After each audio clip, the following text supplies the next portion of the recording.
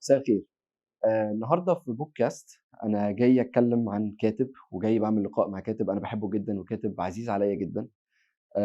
أعماله تنوّعت ما بين الأعمال الروائية والسيناريو، وليه أفلام، ليه فيلم وليه أيوه، مسلسل، حصل. وفي كمان أعمال تانية جاية. يا رب. معانا النهارده الكاتب أحمد عثمان، والمهندس والله إحنا جوز معمارجية قاعدين جنب بعض. المهندس والكاتب أحمد عثمان، ونحط على مهندس 100 خط. أيوه، أيوه. إزيك يا عثمان؟ هلا، عامل إيه عامل إيه يا النهارده؟ حبيبي؟ أخبارك إيه؟ أنا معاك يا صديقي.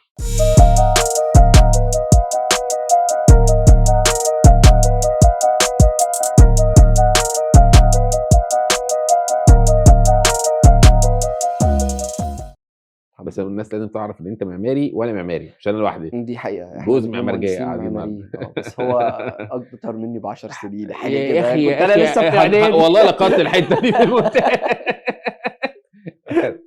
بُص يا سيدي، بعد ما اتكلّمنا عن الكلام الحلو اللي إحنا اتكلّمناه فيه ده كلّه، وعرفنا مين هو أحمد عثمان من الهندسة للكتابة للكلام ده كلّه، أوكي. فكرة إنّك أنت راجل مهندس وبعد الهندسة أو زي ما أنت قُلت بعد ما عافرت وتعبت في الهندسة وبنيت لنَفْسك الاسم بتاع أحمد عثمان في career الهندسة المعمارية والdesign والكلام ده كلّه، إيه اللي خلّى لمبة الكتابة تنوّر في دماغك؟ ما بُص، هو دايمًا باتكلم في حتة البداية. إمم. أنا باعشق التصوير، باحب التصوير جدًا. في حاجة يمكن ما قُلتهاش قبل كده، اتكلمت كتير بس ما قُلتش الحتّة دي. يعني أنا أول ما اتخرّجت من حُبّي في التصوير، كتبت فيلم أنا وأصحابي. إمم. حاولنا نقلد. كان في أحمد فهمي وشيكو وهشام ماجد كانوا عاملين حاجة في الأول خالص. ورقة شفرة. لا، لا، لا، لا، لا، لا، لا. استنى، رجالة تعرف أيوه. المستحيل. رجالة تعرف المستحيل صح؟ والله طلعت في دماغنا وقُلنا إحنا بقى، وأنا بقى اللي هامسك بقى هابقى أنا السيناريست. وكتبت فيلم اسمه الأوزو المنتقم. الأوزو المنتقم؟ والله حاجة كانت ضايعة كده. بس إحنا الفرق إن يمكن إيه، أصحابي كلّهم يعني كلّهم بقى مركّزين في شغلهم وكده. آه. فعشان كنا نصوّر يوم، كنا بنجمّع يوم كل 6 أشهر يا مثلًا. لهوي!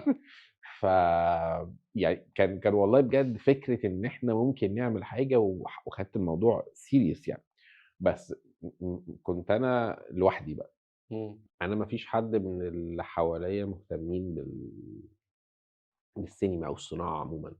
فده كان بيخلّيني شايل شيلة تقيلة أوي لوحدي. وبعدين آآ دايمًا أقول يعني لو أنا عايز أتعلّم لغة جديدة، أتعلّم فرنساوي، أروح المركز الثقافي الفرنسي، هالاقي ناس زيي كتير عايزين يتعلّموا.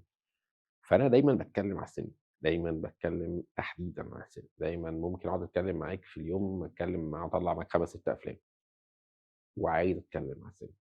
ودايمًا لمّا باخلّص كتابة مشروع، بابقى وأنا باخلّص الفيلم ده عايز أكتب إيه بعده. بس هو مش كل اللي حواليّا كده. إمم. فأنا بالنسبة لي كنت بابقى بالنسبة للي حواليّا weird، لإن حتى الناس اللي في الصناعة نفسهم، آمم، اللي خلاص خدوها بقى business، ممكن lost شوية من الpassion إن هو عايز يتكلم. لكن أنا بالنسبة لي كنت بابقى شايف إن أنا باكتب على روحي، طول ما أنا قاعد عايز أطلّع، عايز أعيش في هذا العالم حتى وأنت ومستمتع بقى. مهندس.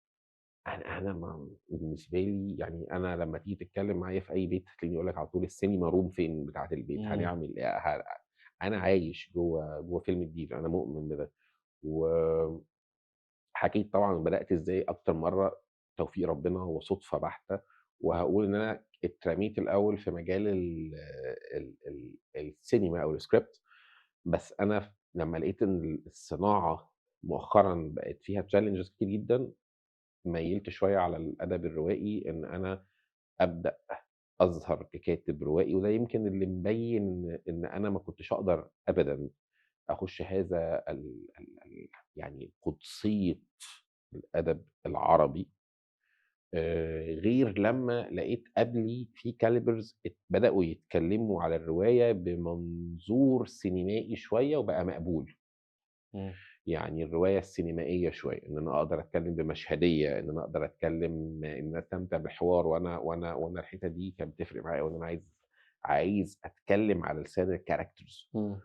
فبدأت ما كنتش متخيّل إن ده يبقى موجود، ويمكن لو كنت بدأت من 20 سَنة ما كنتش هالاقي المساحة دي، لكن أعتقد في آخر 15 سَنة، 10 سنين بقى متواجد، إن أنت ممكن تتكلّم المشهدية العالية بالمشهدية والرؤية العالية السينمائية جوّه الرواية. واللغة يعني. وأنا باتكلّم دايمًا أنا مؤمن بحاجة إن أنا باحب الtone of voices بتاعة الcharacters. إمم. أنا ليّا نبرة، أنت ليك نبرة، الوزير ليه نبرة، الغفير ليه نبرة، وكلّهم يعني لازم يبقى في تنوُّع. فلمّا آجي أتكلّم بالعامية وأبدأ أنوّع النبرات دي، أنا باستمتع بيها جدًا. وكنت يعني زمان ما كانش في مساحة منها في الرواية إن ده يتعمل، أو ما كانش مقبول إلى حد كبير. لمّا بدأ يبقى إلى حدٍ ما السوق تقبّل إن يبقى في روايات مكتوب السرد بتاعها بالفُصحى والحوار عامي، أنا لقيت نفسي إن أنا ممكن أخُش وأبقى ليّا أكتر من رواية وأكتر من عمل. وسبحان الله بعد كده لقيت نفسي باستمتع بالأدب الروائي يمكن بطريقة مختلفة، لإن أنت زي ما دايمًا باقول بتبقى رب العمل. ما إمم. فيش بقى صُناع بعديك، ما فيش حد هيناقشك ويقول لك البادجت ويقول لك العالم اللي أنت خالقه ده خالقه إزاي. أنت يا باشا أنا عامل مارفل في دماغي كده في إعلان الروايات بتاعتي، مبسوط بيه، قادر أفتح كل حاجة على بعض بطريقة تناسب أحمد عثمان. ما فيش حد ما فيش رقيب فيها. ودايمًا أقول الجملة دي، إن الواحد المفروض يكتب ويحاول يكتب الحاجة اللي بيحبها، ويدعي ربنا إن الذوق ده يعني ينال قبول ناس عند من الناس، الaudience. آه. و ولمّا ده حصل أنا كنت محظوظ بالفئة أو المجموعة أو الجزء بتاعي من الجمهور اللي بيحبّوا يقروا الشكل ده. ولمّا باخرج منّه وأحاول أapproach audience مختلف، باواجه اختلافات كتير. لكن أنا اتعلّمت إن هو الطبيعي إن كل art ليه audience بتوعه. أم كلثوم لو النهارده موجودة بيننا وغنِّت لaudience معيّن من الشباب، ممكن ما يفهموش هُم بيتكلّموا مع مين. ده عيب في أم كلثوم؟ أكيد لأ. فالطبيعي إن إحنا جمهورنا بيختلف، الناس بتختلف، ما فيش إجماع هيبقى على أي فنان whatever الصناعة اللي هو شغال فيها. ده كلام رائع. أوكي، بس عايز أرجع معاك خطوة صغيرة لورا. ماشي ارجع يا صديقي أنا معاك. بناءً على الكلام اللي أنت قُلته، إحنا لقينا مهندس، بعد كده واحد لقى نفسه منغمس أكتر في السينما أوكي، والسيناريو، وبعد كده من السينما والسيناريو لقى نفسه في الرواية. ده معناه على حسب ما أوكي، أنا فهمت، أو يمكن السيناريو والرواية مشيوا مع بعض بشكلٍ ما in إلى parallel حدٍ يعني. ما. جميل جدًا.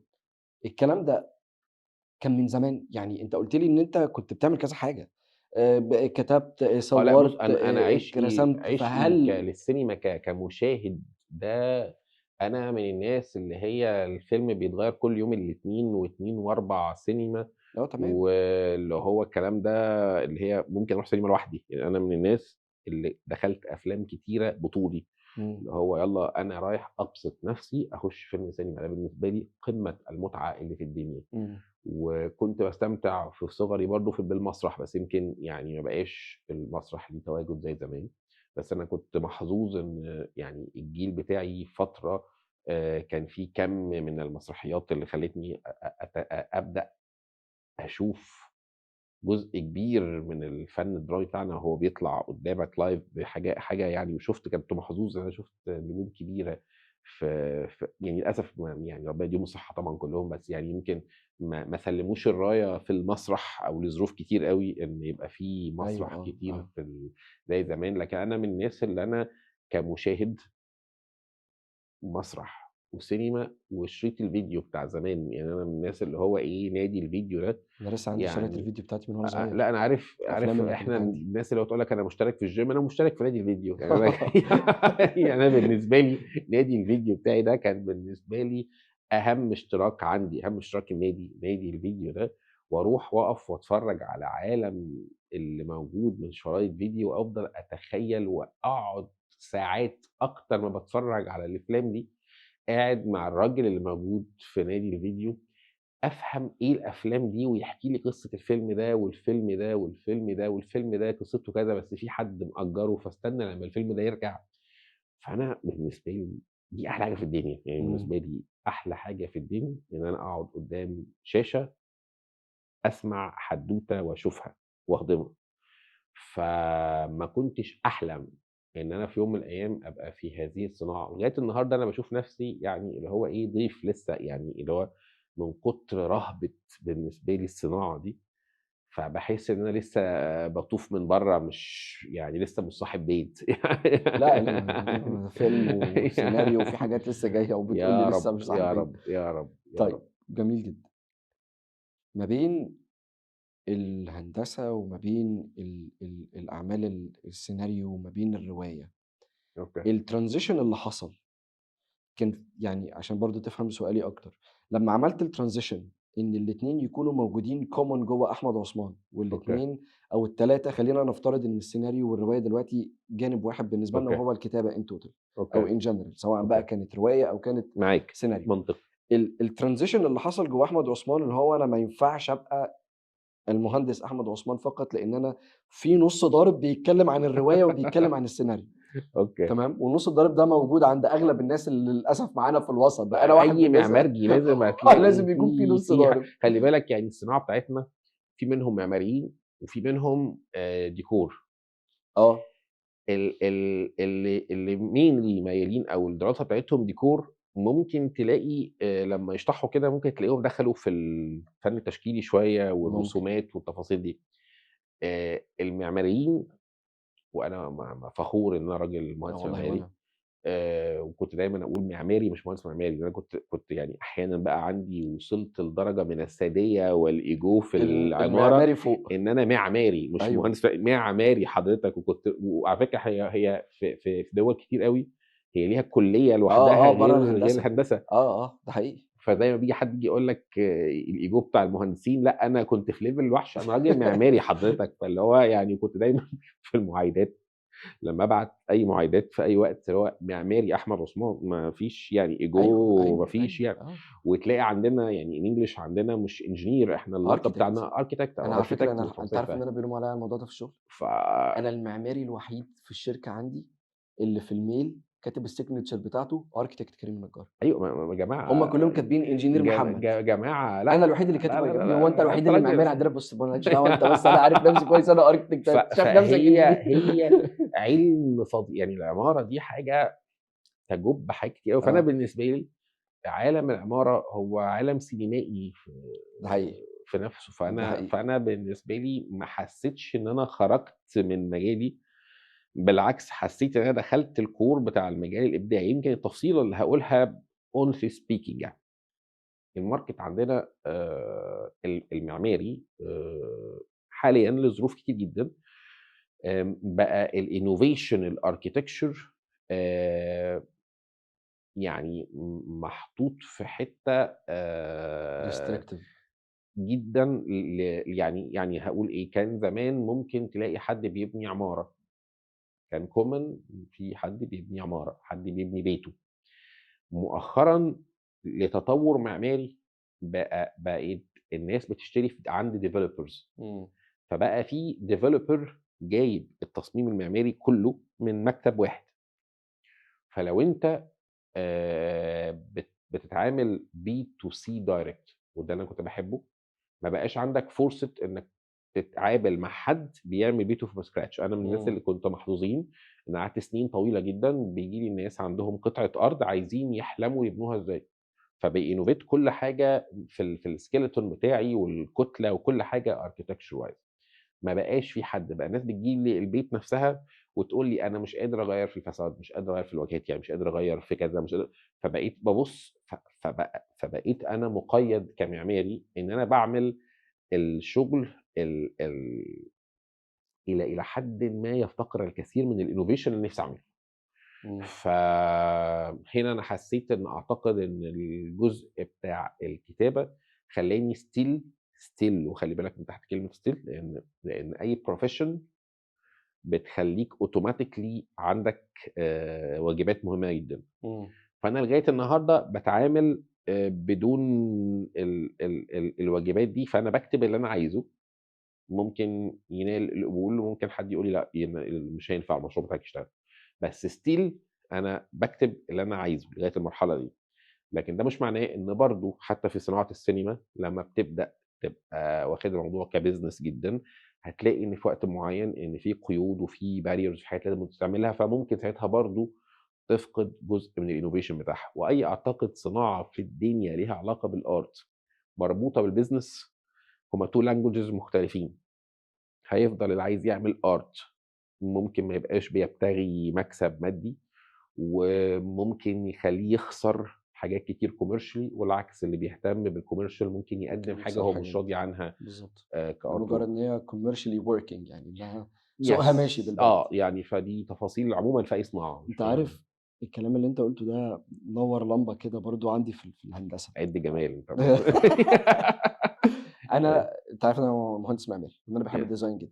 يس أول ما اتعينت في إحنا الشركة اللي أنا اشتغلنا على شغال backup فيها، design على فكرة ما أنا الناس ما عارف. تعرفش بس أول ما اشتغلت في الdesign الأول أنا كنت شغال في الsite والworking والshop drawing والحاجات دي كلها. ده في شاي هنا بس بس كمّل لأ هات الشاي، هات الشاي واشرب عادي. إمم. أول ما اشتغلت في الdesign لإن أنا كنت pursue الdesign job أصلًا، فقعدت أمرّن نفسي عليها كتير، يعني وصلت لمرحلة إن أنا مثلًا كان الشغل عندي كان بيخلص الساعة 17:00، أنا باقعد من بعد الشغل مثلًا ممكن ساعتين في المكتب، بامرّن نفسي على الmodeling والdesign والrendering والحاجات دي كلها. أوكي. أول مرّة يحصل أحتك فيها بالV-Ray اللي بيطلّع في ال راح قلنا نشرح للناس لا، لا، لأ، مش هنشرح V-Ray ما نskip فيش يعني وقت، إحنا هنskip. لقيت إن أنا علشان أطلّع صورة realistic أنا مضطر إن أنا أتعامل مع الsettings اللي جوّه البرنامج كأنها سينما. كsettings كاميرا. كاميرا thank you بالضبط. thank you. وأنا قبلها بسنة كنت واخد جايزة في التصوير الفوتوغرافي، إمم. كنت طالع الأول على الجمهورية في التصوير أوكي. الفوتوغرافي. فconcept إن أنا بصيت كده قُلت إيه ده؟ هُم الناس بتاخد كورسات في إيه؟ طب ما أنا ما أهي الكاميرا بتفاصيلها كاميرا، بكل حاجة في ضبّط كاميرا، الدنيا. الصورة غامقة، لأ فتّح لي دي بقى شوية، وسّع عدسة، قلل افرض. فلقيت نفسي فعلًا إن الحاجات الartistic اللي الهندسة خلّتني أعملها من برّه Yes الهندسة، لقيتها فادتني جوّه الهندسة. definitely ما باقول لك أنا مؤمن إن العمارة تحديدًا هي still أم الفنون وده fact آه. وبالنسبة لي يعني أحلى حاجة في الدنيا في الصناعتين بالنسبة لي إنك تمسك ورقة وقلم ويعني تcreate يعني مش عايز أقول تخلق في العربي يعني هو to create حاجة مش موجودة على الورق، ربنا كرمك بفكرة، بالضبط كده.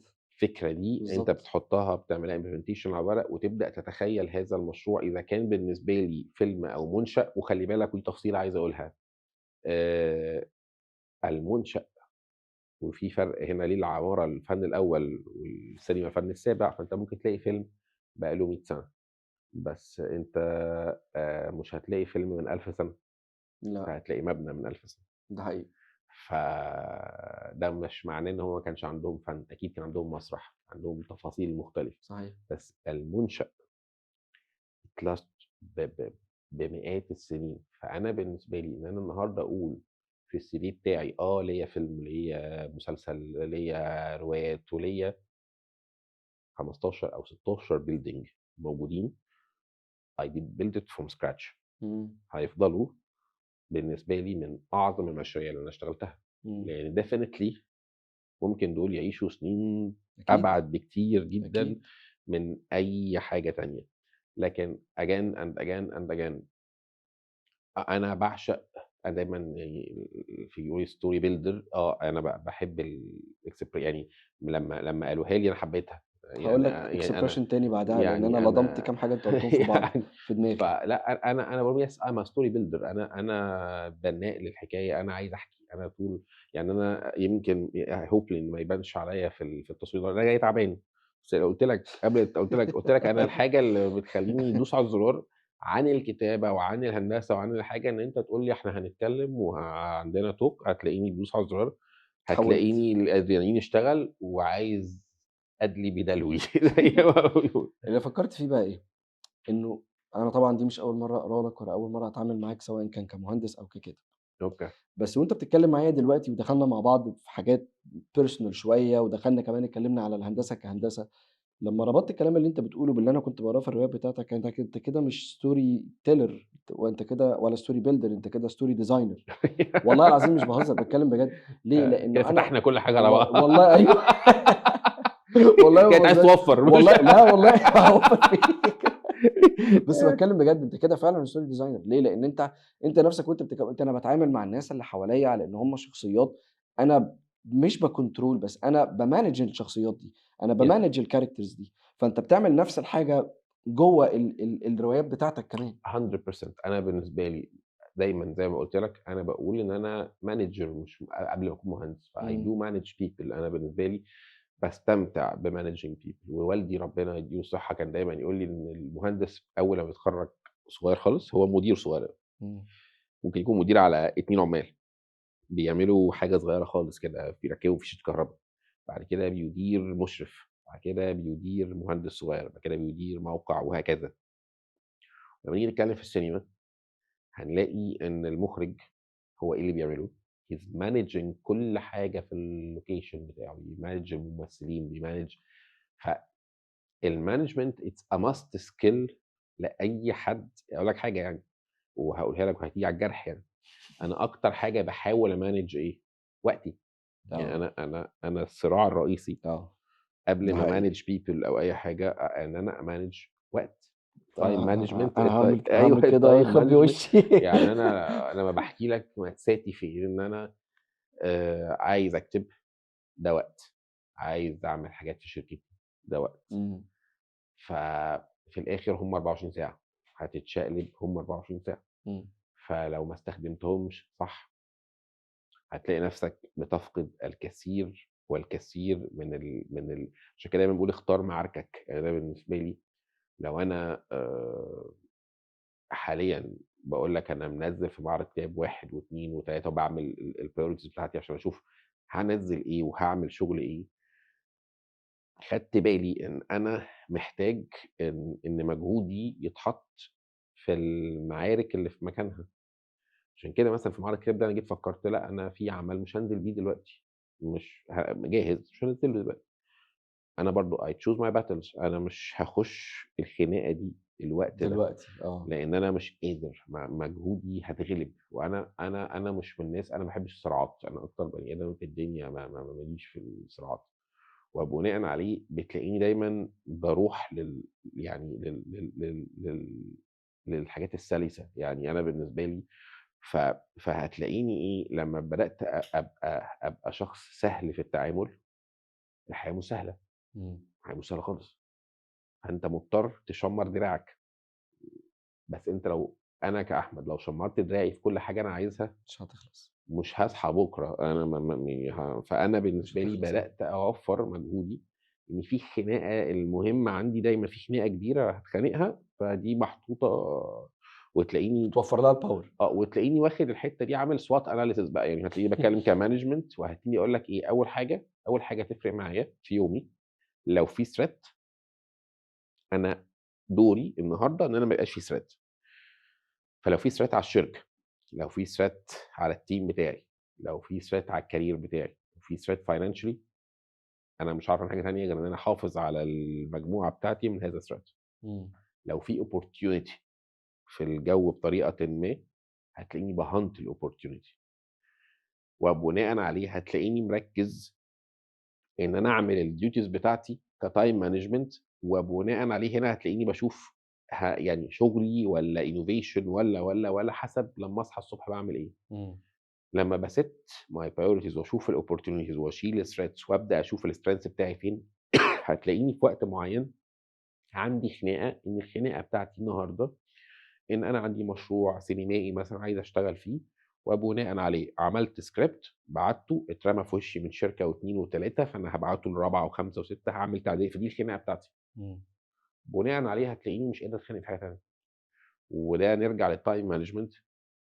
إن أنا هتلاقي الناحية التانية إن كلّنا عندنا التزامات، عندنا التزامات مش بس مادية، التزامات عائلية.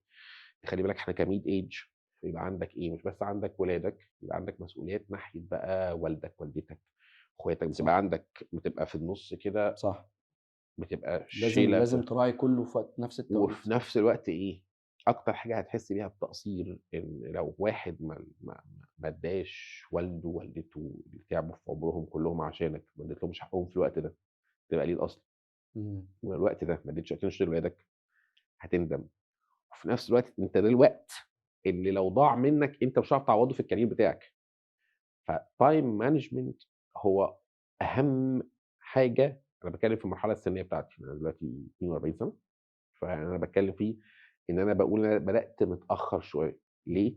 لإن أنا في التلاتينات ضيّعت وقت كتير أوي، يعني أنا ندمان على الوقت اللي ضيّعته من 10 سنين. يعني أنا أكتر كابوس عندي لمّا أفتكر الوقت اللي كنت باضيّعه يعني أنا لعيب estimation، أنا خلاص باضعف على كفاية الestimation. عشان أنا ماشي أضيّع أنا في ما وقت، أنا لعيب estimation فاهدى عليّا أنا عشان أنا وكل اللي ماشي أضيّع في وقت. كل المهندسين لعيبة.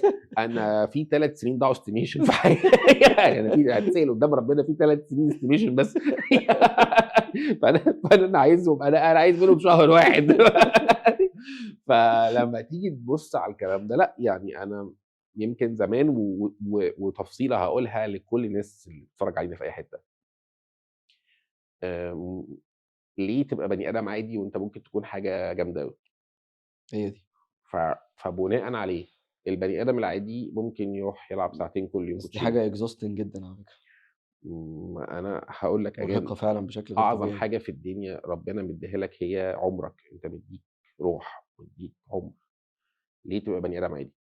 أنت مش ناقصك ولا إيد ولا رجل ولا في أي حاجة بالنسبة لك أقل من أعظم واحد في الcareer بتاعك.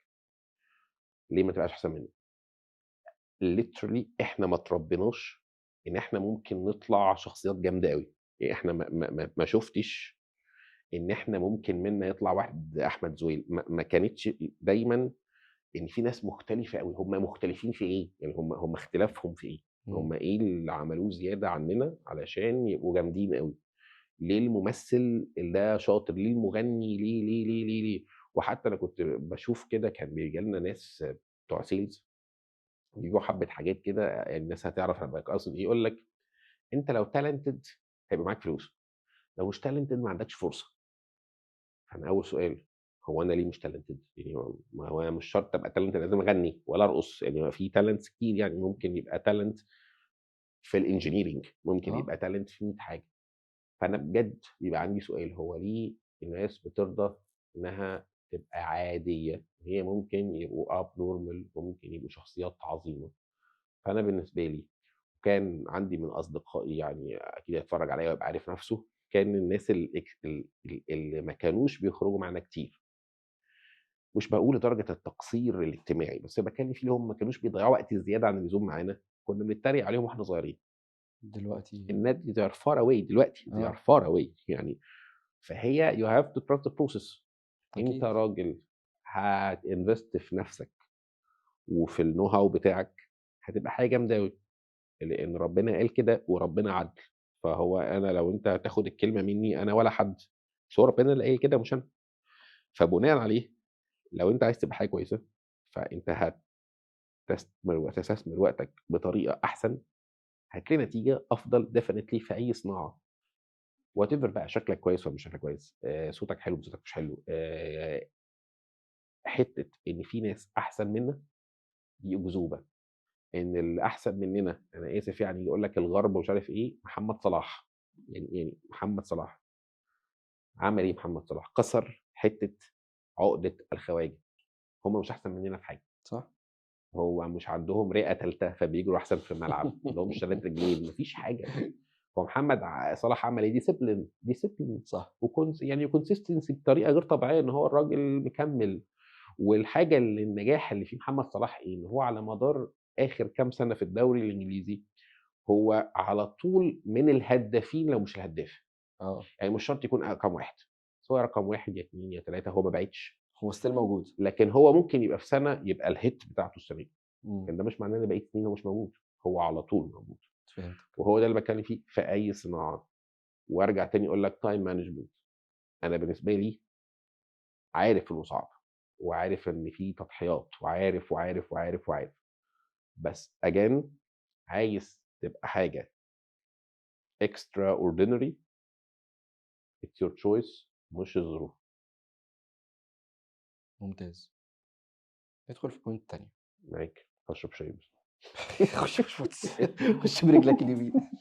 الchoice بتاع لمسة مليكة، الرواية الأولى. لاحظ إن كلامك جارح. يعني ماشي هنبدأ ضرب. صحيح.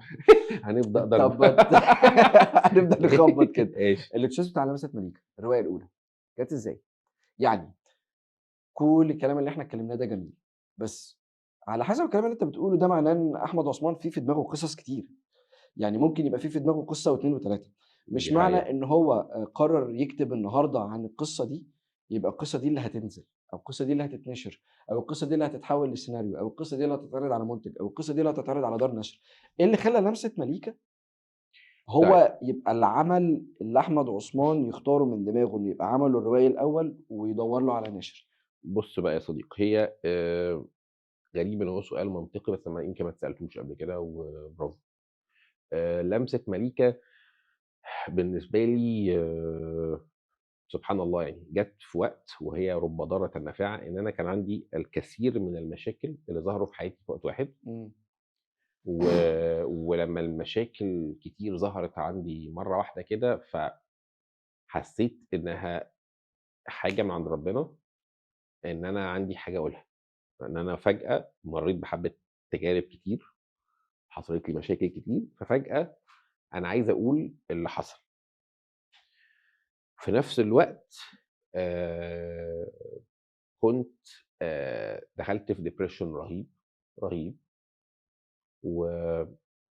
وتخبُّط غير طبيعي، تضييع وقت اللي أنا كنت لسه باتكلّم عليه، باضيّع وقتي في أي حاجة عشان أنا مش لاقي نَفْسي خلاص في حاجة غلط، لغاية ما فيلم سينما اتفرّج عليه، بصرف النظر عن الاسم هاقول اسمه في وقت تاني يعني، وبعد ما اتفرّجت عليه حسّيت إن هو خلّاني أطلع مبسوط وعايز أعمل حاجة بشكل مختلف، ففهمت إن الفيلم اللي أنا شُفته ده غيّرني، إمم. وكنت غيران إن أنا ليه ما أبقاش زي هذا الكاتب، أقول اللي أنا عايز أقوله يوصل للناس، خلاص هاكتب فيلم، يالّا بينا هنكتب فيلم، أنا في الindustry nobody فعشان أكتب فيلم أنت عارف إن هو الأهم من كتابة الفيلم هتسوّقه إزاي، إمم. فما عنديش connections في الfield ده، ما عنديش حد يعرفني، industry جديدة خالص، ومتضايق بقى إن أنا أعمل مجهود وأكتب مشروع أحطه في الدرج. وهنا جات فكرة وأنا كنت في الوقت ده بدأت أقرا بقى روايات كتير مصري، فلقيت إن أنا عارف أقول اللي هُم بيقولوه، يعني أنا قادر أتكلم روائيًا كده، فقُلت نجرّب ولو طلعت بطيخة ما حدش هيشاور عليَّ، ما حدش يعرفني يعني، فنجرّب. وبدأت أول حاجة ورقة وقلم، يالّا يا باشا هاكتبها رواية، ومن كتر خوفي أنا كنت خايف من اللغة العربية اللي هي الحاجة وهاقول لو أنا نطقي لل يعني لو أنا هاقول إن أنا لغويًا ممكن تكون لغتي سليمًا، فهي سليمة إن إحنا الجيل بتاعنا اتعلّم كويس في المدارس، إمم. واللي هو قراءة القرآن والحاجات العادية يعني اللي هو اللي أنت الnormal. شخص عربي، يعني شخص عربي، اللغة الnormal بالعربي. بتاعك كعربي. فبناءً عليه خدت بالي إن أنا يالّا نبدأ. طب يالّا نبدأ في خوف، أخلّي مراجع معايا خطوة، خطوة، الدنيا مش بعيدة، يا أحمد اكتب ونراجع في الآخر، ولقيت إن أنا بقى معايا مسودة محترمة لأول رواية، وطبعًا كانت أعظم أو يعني أهم إنجاز أنا عملته، إن أنا عملت smart goal لو أنت عارف smart goal يعني specific وmeasurable يعني وachievable وrealistic وtime phased يعني إمم. الabbreviation بتاعها إن هو لازم أي هدف لو smart لازم يكون محدد بوقت. أوكي. وكان عندي internship في الشركة، قُلت لهم: "يا جماعة وأنتم موجودين في الinternship أنا لازم أكون خلّصت الرواية اللي أنا بدأتها." وحطيت الgoal بتاعي والولاد قبل ما يمشوا من الinternship كانوا قاريين أول draft للرواية. فعلًا؟ إمم. و وبعد كده سبحان الله بقى يعني سبحان الله لمّا آجي أقول وأرجع للخطوات بتاعتي في الfield ده، أنا اتهزقت كتير أوي. يعني أنا يعني والله العظيم 3 أنا لو حكيت يعني للناس فهو ما فيش حاجة صُدفة، يعني أنا اللي أنا فيه ده ما هواش talent على قد ما أعتقد إن هو يعني ربنا بيجبر بخاطري على قد التعب، بس في يعني talent. definitely الحمد لله إن رضا من عند في ربنا. talent. هاقول لك رضا ليه، من عند ربنا هاقول لك ممكن. ليه، هاسألك لسه عن الفكرة جات منين، أوكي. هاسألك لسه عن الفكرة أنا جات كنت منين. متخانق بس ما أنا وعندي عارف، لأ ما هو مشاكل كده كتير وكلّهم فيهم خناقة، بس بعيدًا عن الخناقة، ما ينفعش ما يبقاش عندك talent وأنت في كل رواية لازم تدّيني قلم. يعني ما أعرفش هو أي حد هيتفرّج على أي review أنا عملته لأحمد عثمان، هاقول إن هو عنده حاجتين ثابتين في أي رواية. أول حاجة المشهد 0 بتاعه لازم يكون بيسحلك، يعني في حد اتقتل، حد مات، حد غرق، حد اتشنق، ما تفهمش، في مصيبة حصلت في أول صفحتين 3 في كارثة. تحس إن خلاص كده هي الرواية المفروض تخلص هنا، إحنا بدأنا وهنوقّف هنا، دي أول نقطة. تاني نقطة إنك لازم في الآخر هتاخد قلم، ما خدتش قلم العيب فيك، رسمي، والله العظيم. ليه؟ لإن هو بيفضل، لأ ما ده بجد، أنت تفضل طول الرواية فكك بقى من الهندسة، اسكت تقرّب بقى كده عشان كمان أنا رجليّا وجعتني من القعدة دي. أنت تفضل طول الرواية واخدني في سكة وواخدني عن فيها اقتناع. عن اقتناع ثواني اسمعني، عن اقتناع والله العظيم، وأنا قُلت خلاص يعني ده القاتل، ابن الكلب ده القاتل. هاتوا لي الكلب. والله العظيم، هو ده اللي عمل المصيبة كلّها، عشان أكتشف في الآخر إنه مش بعيد أطلع أنا أصلًا القاتل، هو أنا مش في الرواية أصلًا، والله العظيم، والله، وده حصل في السيناريو X. صح؟ بس فإزاي بقى الفكرة، أو هاقول لك على حاجة تانية، أنت بعد لمسة مليكة كانت أنهي رواية؟ اللي بعد لمسة الوحي. مليكة على طول، الوحي، الوحي. لأ سيبك من الوحي عشان دي هنتكلم عليها حبّة، عن المشكلة بتاعة الوحي، بعد الوحي لا نوفل. لا novel صح؟ كده القديس. وبعد كده ضرب القديس. ضرب مفيش شتيمة بقى. سؤال، إزاي بتقنع القارئ إنك تاخده معاك في السكة بتاعة بس المهم تفهمني حرفيًا، والله العظيم وده السلوجان بتاع الأستاذ، تمام، اللي هو المهارات. والله بجد، إزاي بتاخده معاك في السكة اللي هو أنا واخدك ورايحين على أساس إن كريم إنسان زبالة الزبالة، ما يعرفش اسمع بس، ما يعرفش حاجة عن الأخلاق أنا مبسوط أوي. ولا الضمير، والله العظيم ولا شايل أوي. الضمير، اسكت يا جدع، ده أنا مش والله ولا الضمير، وإنسان مش هتشوف أحقر ولا أزبل منه في حياتك، عشان في الآخر تكتشف إن ده أكتر شخصية cute في الرواية، وإن كل الناس اللي كانت كويسة actually دول ولاد ستين كلب، ما هي النقطة فين؟ أنا أكتر حاجة باهتم بيها إيه في وتقول لي ما الرواية؟ فيش talent، وتقول لي ما فيش talent، يا نهار لأ، أسود! أنا بالعكس، أنا قصدي إيه، أنا قصدي إن أنا من الناس المؤمنين إن الشغل أهم من الtalent. أنا مؤمن أنا بده. معاك إن الtalent عايزة شغل. يعني أنت لو ما فيش talent واشتغلت على نفسك، تسحل أي حد عنده talent بس يعني ضايعة منه. يا وهاقول لك حبيبي حاجة بتبان في لعيبة الكورة، عارف لعيب الكورة اللي هو يبقى جامد جدًا عنده talent بس طول النهار مقضّيها مش مركّز، أيوه، بس أنا فيموت مش في يومين. هاتفرّج، اسمعني بس أنا مش هاتفرّج على ماتش كورة ما بين ريال مدريد وبرشلونة، وبعد كده هاتفرّج على ماتش كورة ما بين مثلًا مانشستر سيتي وليفربول، وهالاقي في حد جاي لي من ريال مدريد عامل لي cameo في ليفربول.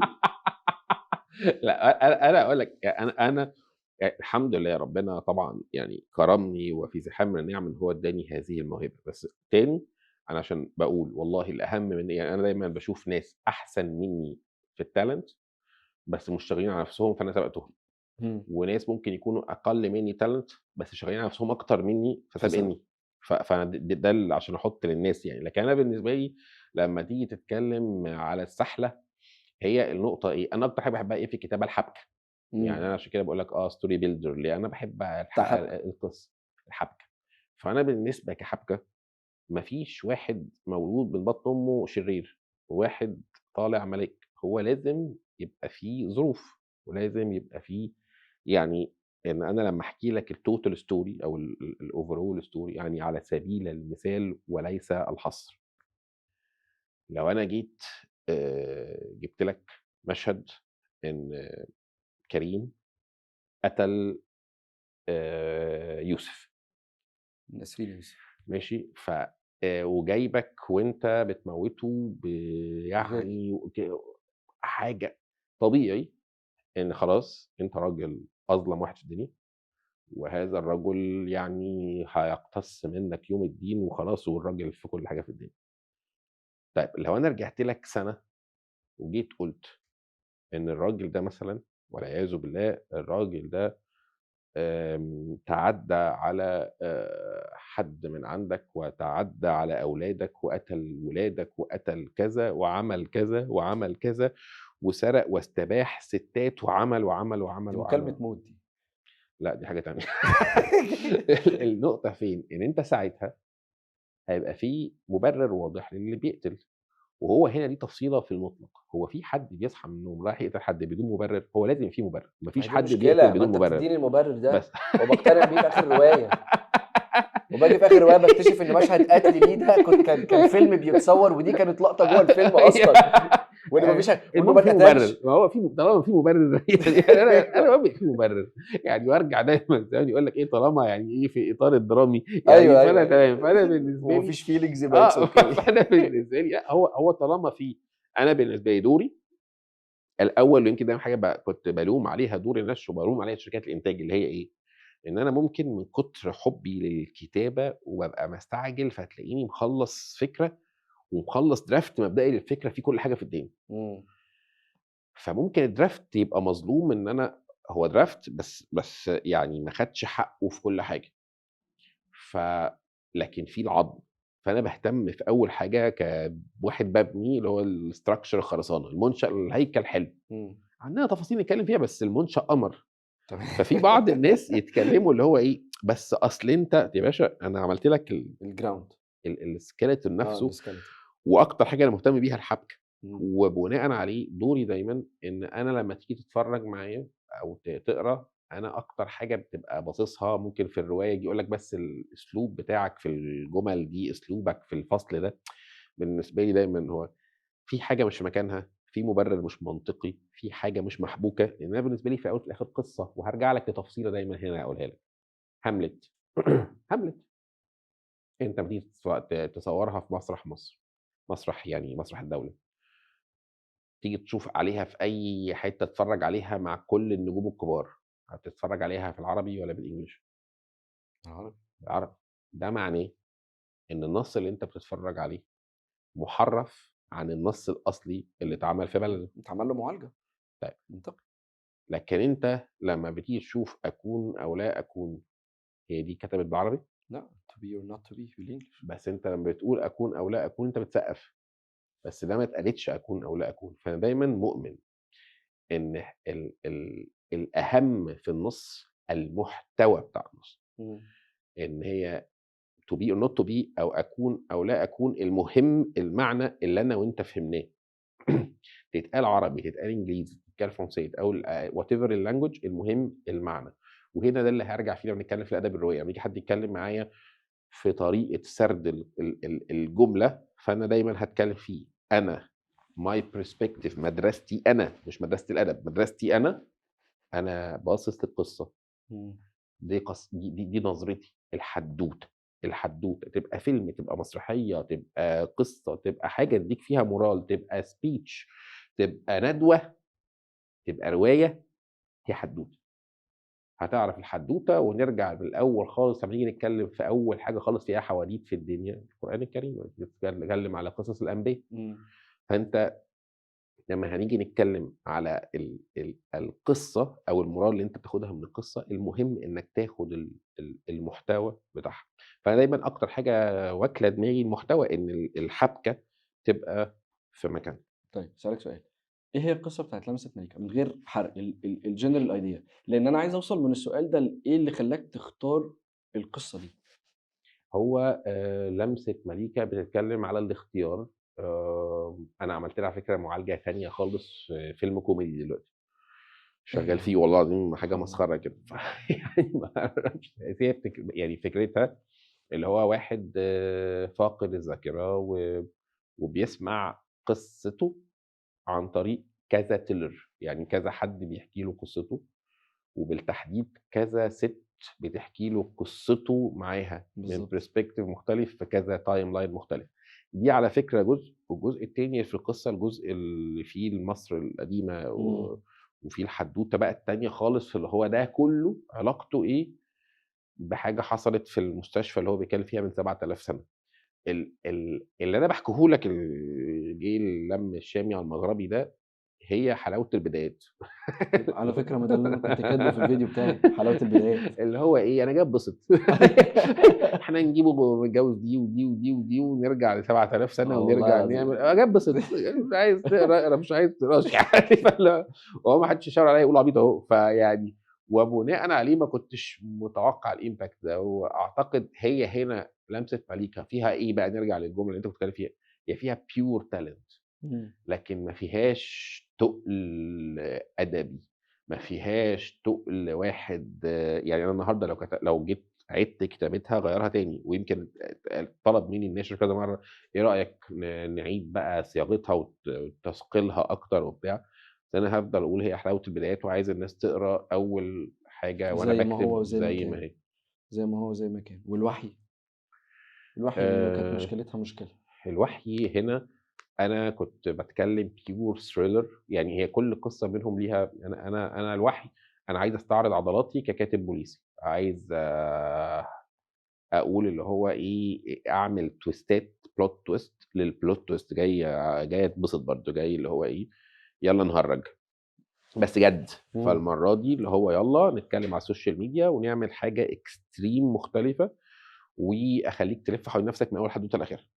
وكانت محاكاة للسوشيال ميديا إزاي بتعمل manipulation لعقولنا، ويمكن بعديها لمّا جيت اشتغلت في لانوفلا كانت فكرة تانية خالص، اللي هو يالّا بقى إحنا بدأت أبقى موجود في السوق، طب يالّا نكتب رواية أدبيًا تقيلة، فنتكلم على الأندلس، نتكلم على ال ال الفكر اللي حصل من وقت سقوط غرناطة للإسكندرية النهارده بشكل مختلف تمامًا. ده برضه اتعمل فيها، بعد كده القديس لمّا حصل الإرهاب اللي حصل في مصر ضد إخواتنا المسيحيين و و و و وأنا باصص ده إزاي، لغاية لمّا رُحت للhit اللي دايمًا باتكلم عليه 31/10 اللي هو 31/10. يالّا بقى نعمل حاجة فيها عصارة كل ده، ونجمّع الروايات ببعض. هي again كل مرحلة ليها الحاجة اللي يمكن بتبقى شدّاني ساعتها إن أنا أتكلم فيها. النقلة ما بين لمسة مَلِكة وما بين الوحي، دي كانت genre أنا دول على فكرة was very يعني close time. يعني أنا كتبت لمسة مَلِكة ونزلت شهر 9 الوحي بقى نزل ب4 شهور، ياه! لإن أنا يعني كانت بعد ما نزلت لمسة مَلِكة ولقيت نفسي بقى ليّا زمايل كُتّاب وبتاع، ودي حاجة نرجع ليها الحتّة الأولانية لمّا تبقى موجود في field في ناس حواليك من نفس الصناعة بتاعتك هتحبها. إمم. فلمّا بقى لقيت دار النشر كل الكُتّاب بيباركوا لي، وناس بتقرا لي، وطبعًا حاجة لطيفة يعني بتبقى معمولة زي عُرف كده لأي كاتب جديد، تلاقي كل الكُتّاب اللي في الدار هم اللي بيقروا، يعني ما لكش أنت مين عشان حد يقرا لك، فتلاقي مجموعة حواليك جاية تقرا لك، إمم. المجموعة دي أول حاجة تعملها إيه، تبدأ تجاملك، تقول لك طب ما فيش حاجة للمعرض الجاي، طب أنا لسه كاتب أول امبارح يعني، فلمّا اتقالت لي إيه المعرض الجاي اللي هو بعد 3 أشهر، فحسيت ليه لأ؟ ونزلت بعديها فعلًا ب4، 5 شهور، وكنت كاتب العمل التاني، كنت محضّره طبعًا في دماغي بس يعني قعدت وخلّصته. الوحي عمل بوليسي، Yes وفي 100%. تحقيقات، ودخل شوية سِنّة في الdark web، وبعد كده في الفيديوهات اللي كانت بتنزل على السوشيال ميديا، والجرايم اللي بتتصور، والقصص دي دي حقيقة. كلّها. بغض النظر عن التشابه اللي أنت عارفه بتاع العمل اللي كان معمول، ومش عايزين نتكلم عن القصة من هنا دي، yes غالبًا مش yes هتبقى حابب إنك تتكلم في القصة دي yes يعني. بس النقلة من لمسة مَلِكة للوحي، باختلاف الgenre، باختلاف التُقل، باختلاف تُقل العمل من ده لده. يعني على سبيل أوكي، المثال، لمسة مَلِكة كعمل كان أكبر من الوحي، أوكي، الوحي كعمل كان أتقل من لمسة مَلِكة، بمعنى كانت حواديته كتير، حواراته كتير، بلاش حواديته، أوكي، كانت حواراته كتير ولفّاته كتير. أوكي. علشان تعمل النقلة من هنا لهنا ممكن ناس تاخد وقت طويل، يعني مثلًا على سبيل المثال ممكن. ما أنا قُلت لك أنا باكتب على روحي، يعني أنا بالنسبة لي بُص ما هو أنا يعني معاك، أنا معاك، بس تطلّع الوحي في لو 3 في ورقة شهور؟ وقلم دلوقتي لو ورقة وقلم وقاعدين وفاضيين وما حدش عايز منّي فلوس ما حدش عايز منك دي نحط زي ما تحت دي 100 خط يعني برضه. أنا لو بس حطيتني في حتّة كده أكّلتني وشرّبتني حُطّيني واديتك ورقة وقلم. أكل ومَيّة ما طلبتش منّي حاجة هادّيك كل شهر حدوتة والله. ما هو أنت جيت لي بعدها غيّرت لي الgenre تاني في الnovella والّا في الnovel ما ورُحت أنا على باقول لك الأندلس. ما أنا باقول لك زي ما باقول لك هي كل حاجة حسب آآ الneed اللي كانت عندي يعني أنا الأندلس دي حُبًا في ظروف معيّنة وكنت عايز أعمل حاجة أدبية بشكل معيّن وما فيش أحلى من سحر الأندلس نتكلّم فيه لمّا نتكلّم في الأدبي. ده حقيقي. فكل حاجة جات لكن والله بجد أنا لو معايا ورقة وقلم، ما حدش طالب مني حاجة. خدت بالك إن طابع التاريخ عامةً أو الحتّة التاريخية دي، أو لازم يكون في توت تاريخي كده يبقى أحلى موجود حاجة، في أغلب رواياتك؟ أحلى حاجة، أحلى حاجة. يعني دايمًا كنت باتكلم فيه، المكان اللي أنا قاعد فيه أنا وأنت ده دلوقتي، تخيل كان فيه من 100 سنة، وتتخيل هيبقى فيه مين بعد 100 سنة. إمم. دي لوحدها حاجة يا حلوة. ترى مين اللي كان ماشي في المكان اللي أنا واقف فيه دلوقتي ده مثلًا من 200 سنة فاتت؟ يعني بجد الموضوع لوحده وأنا بالنسبة لي مسحور بالزمن، يعني إمم. الكلام ده برضه نفس الأكل والشرب دي كتير بقى يعني. ولنوفيلا، آآ الفكرة اللي خلّتك في فكرة وفي لمبة هي اللي بتدّيك فكرة الرواية، أو الhint الأولاني اللي منّه بتبقى الإيه، بُص، العقد بيتفرض. أي كاتب لو أنا عندي النهارده ما فيش مشروع شغال عليه، طبيعي مخّك is alerting عايز يشوف حاجة يكتب عنها. إمم. فلو أنت جيت قعدت معايا قُلت لي: "أحمد أنا باتخانق مع مراتي وخالي هيطردني من البيت وعندي مش عارف إيه وإيه وإيه وإيه." أنا already بادوّر على حاجة، هاشوف حاجة في اللي أنت قُلته ده وهاكتب عنها. تنفع حدوتة، إمم. ما في مش هاقعد ساكت. فautomatically طول ما أنا قاعد خارج باروح يمين، شمال، باقابل ناس، باتفرّج على التلفزيون، باقرا الجورنال، باقرا social media، باتفرّج على الفيسبوك، هالاقي عوالم كتير يطلع منها حواديت كتير. فهو يعني يقول لك القديم لا ينضب، أو يعني لو أنت خلاص في الحتّة دي automatically هتلاقي نَفْسك بتطلّع قصص كتير، مش شرط يبقوا كلّهم على نَفْس المستوى. إمم. إمم. بس يعني هنيجي نتكلّم في أي حاجة، يعني أنا دلوقتي وأنا قاعد معاك يالّا نتكلّم، هتيجي تقول لي والدك شغال إيه؟ أهو. أنا والدي مدير مبيعات في شركة كان مدير مبيعات في شركة multinational. يالّا نتكلّم على مدير مبيعات شركة multi national كان بيعمل deal في حتّة معيّنة هيكلّفه رقم كبير جدًا واتسرق منّه حاجة وقت اللي والدتك كانت حامل في حضرتك، فالوقت ده لو ما هاطلّع لك يعني ادّيني أي حاجة في أي أنت قُلت لي أول فيلم كتبته كان اسمه إيه؟ الأذن المنتقة. أحب أعرف أكتر عن الأذن المنتقة. كان في قلم خدّاميني في الintro. برضه؟ فلأ يعني ادّيني إحنا هنتكلّم في أي حاجة، هاقول لك في موقف جَلَل في الحتّة الفلانية، يالّا نتكلّم في الموقف ده لو أنت مكانه هتعمل إيه؟ قصة. يعني أنا بالنسبة لي مؤمن أكتر حاجة في الدنيا، ولو في budget أكتر تدّوني ورقة وقلم وارسم لكم بيوت ومشاريع تانية بقى أنا تمام. تمام. يعني يعني خلّينا نفس نمشي في نفس الاتنين مع الأكل بعض. والمَيّة والورقة والقلم. أنا مهندس قبل ما أبقى كاتب يا يالّا جماعة. تمام. بس طالما خلاص أنت عايز تcreate you'll always create whatever الcreation بتاعك هيبقى إيه. أنت 31/10 أغلب الناس هي نزلت كام 2020؟ 31 نزلت 31/10/2019. 2019. هاقول لك ليه. صح؟ هي بالنسبة لي أنا تقريبًا. أصل أنا بالنسبة لي أنا يعني أنا عارف إن هي كانت لأ، لأ، الظهور لأ، لأ، الepic هو ليها COVID 2019. 2019 آخر 2019 أول 2020. أعتقد هي نزلت. هاقول لك ليه. في الوقت ده كان الله يرحمه ضياء الدين خليفة كان معاك في إبداع، الله يرحمه. وكان منزّل آخر رواية نزّلها مع إبداع دي كانت حقيقة. مقابر الأحياء. أنت ما تعرفش الموقف ده. أنا مع أنا الله يرحمه ضياء، أنا أسمع عنه كتير، بس أنا ما كنتش آه. محظوظ إن أنا ما قابلتوش. فضياء رُحت له في الدار في الجناح بتاع الدار وقُلت له هو قال لي تعالَ عشان عايز يقابلني وبتاع، هو أصلًا كنا أصحاب، يعني أنا وهو أوكي. أساسًا كنا أصحاب، بعيدًا عن الكتب والكلام ده كله والreviews والمراجعات وكده. فرُحت له تعالَ ومش عارف إيه، فرُحت وقعدت معاه في الجناح بتاع الدار وادّاني الرواية بتاعته وقعدنا اتصوّرنا واتكلّمنا ورغينا وبتاع، فباقول له إيه أنا أول مرّة أروح إبداع في أوكي. 2020. أوكي. قُلت له: "إيه الكلام هنا في إيه؟" فقال لي: "خُد دي." أنت ما تعرفش الموضوع ده. لأ. آه. قال لي: "خُد دي، حلوة هتعجبك." لأ ما تقولش. والله العظيم. الله يرحمه. فقُلت له: "إيه دي؟" قال لي: "بتاعة واحد هنا اسمه أحمد عثمان الرواية دي حلوة." قُلت له: "ماشي." وادّاني 31/10. من سوء حظي إن أنا نسيت روايتي وروايته عنده وأنا ماشي جنبه، أوكي. فوهو جاي هو كمان نسي يجيب لي 31/10 فجاب لي أوكي. روايته بس. بس أوكي. وأنا قاعد معاه قال لي على 31/10 وto be more specific وto be فعلًا fair and honest هو أغلب الناس كانت داخلة بتشتري في اليوم ده رواية ضياء و31/10، مقابر الأحياء بتاع ضياء و31/10 بتاعتك. والله ده ما شرف. شُفتش حد دخل يوميها جناح إبداع إلا لمّا خارج معاه الاتنين دول، الاتنين أوكي. دول بس، بجد والله. يا عم بلاش كلّهم، يعني أنا at الراجل least ده أسمع 20%. إن هو يعني أسمع عنه كتير، ويعني الله يرحمه، عارف إنه مات أعتقد تلاتينات يعني أو يمكن تلاتينات أصغر. إيه، لأ عشرينات. حبيبي ضياء يعني مات عشرينات، ضياء مات ومن عشرينات، الله الكُتّاب اللي يرحمه. سُمعتهم جميلة، وشرف ليّا إن هو كان قراها. أنا يعني الله حظي إن أنا ما يرحمه. قابلتوش، يعني حظي أنا وِحِش، كان لحد زميلي دلوقتي في الصراحة الدار لسه بس على تواصل ما مع عيلته يعني ومع ابنه يعني. ربنا يا رب يرحمه يعني. سيرته موجودة، الحمد لله. سيرته موجودة. بعدها لمّا أنا وأنت بدأنا نتكلم ونعرف بقى، أنا أول برضه حاجة قريتها لك كانت 31/10، أوكي. وكان فيها مهران. حلمي بيه باشا مهران، ومنه بعد كده جات سلسلة حلمي مهران. دي تعتبر أطول وأكبر رواية ليك.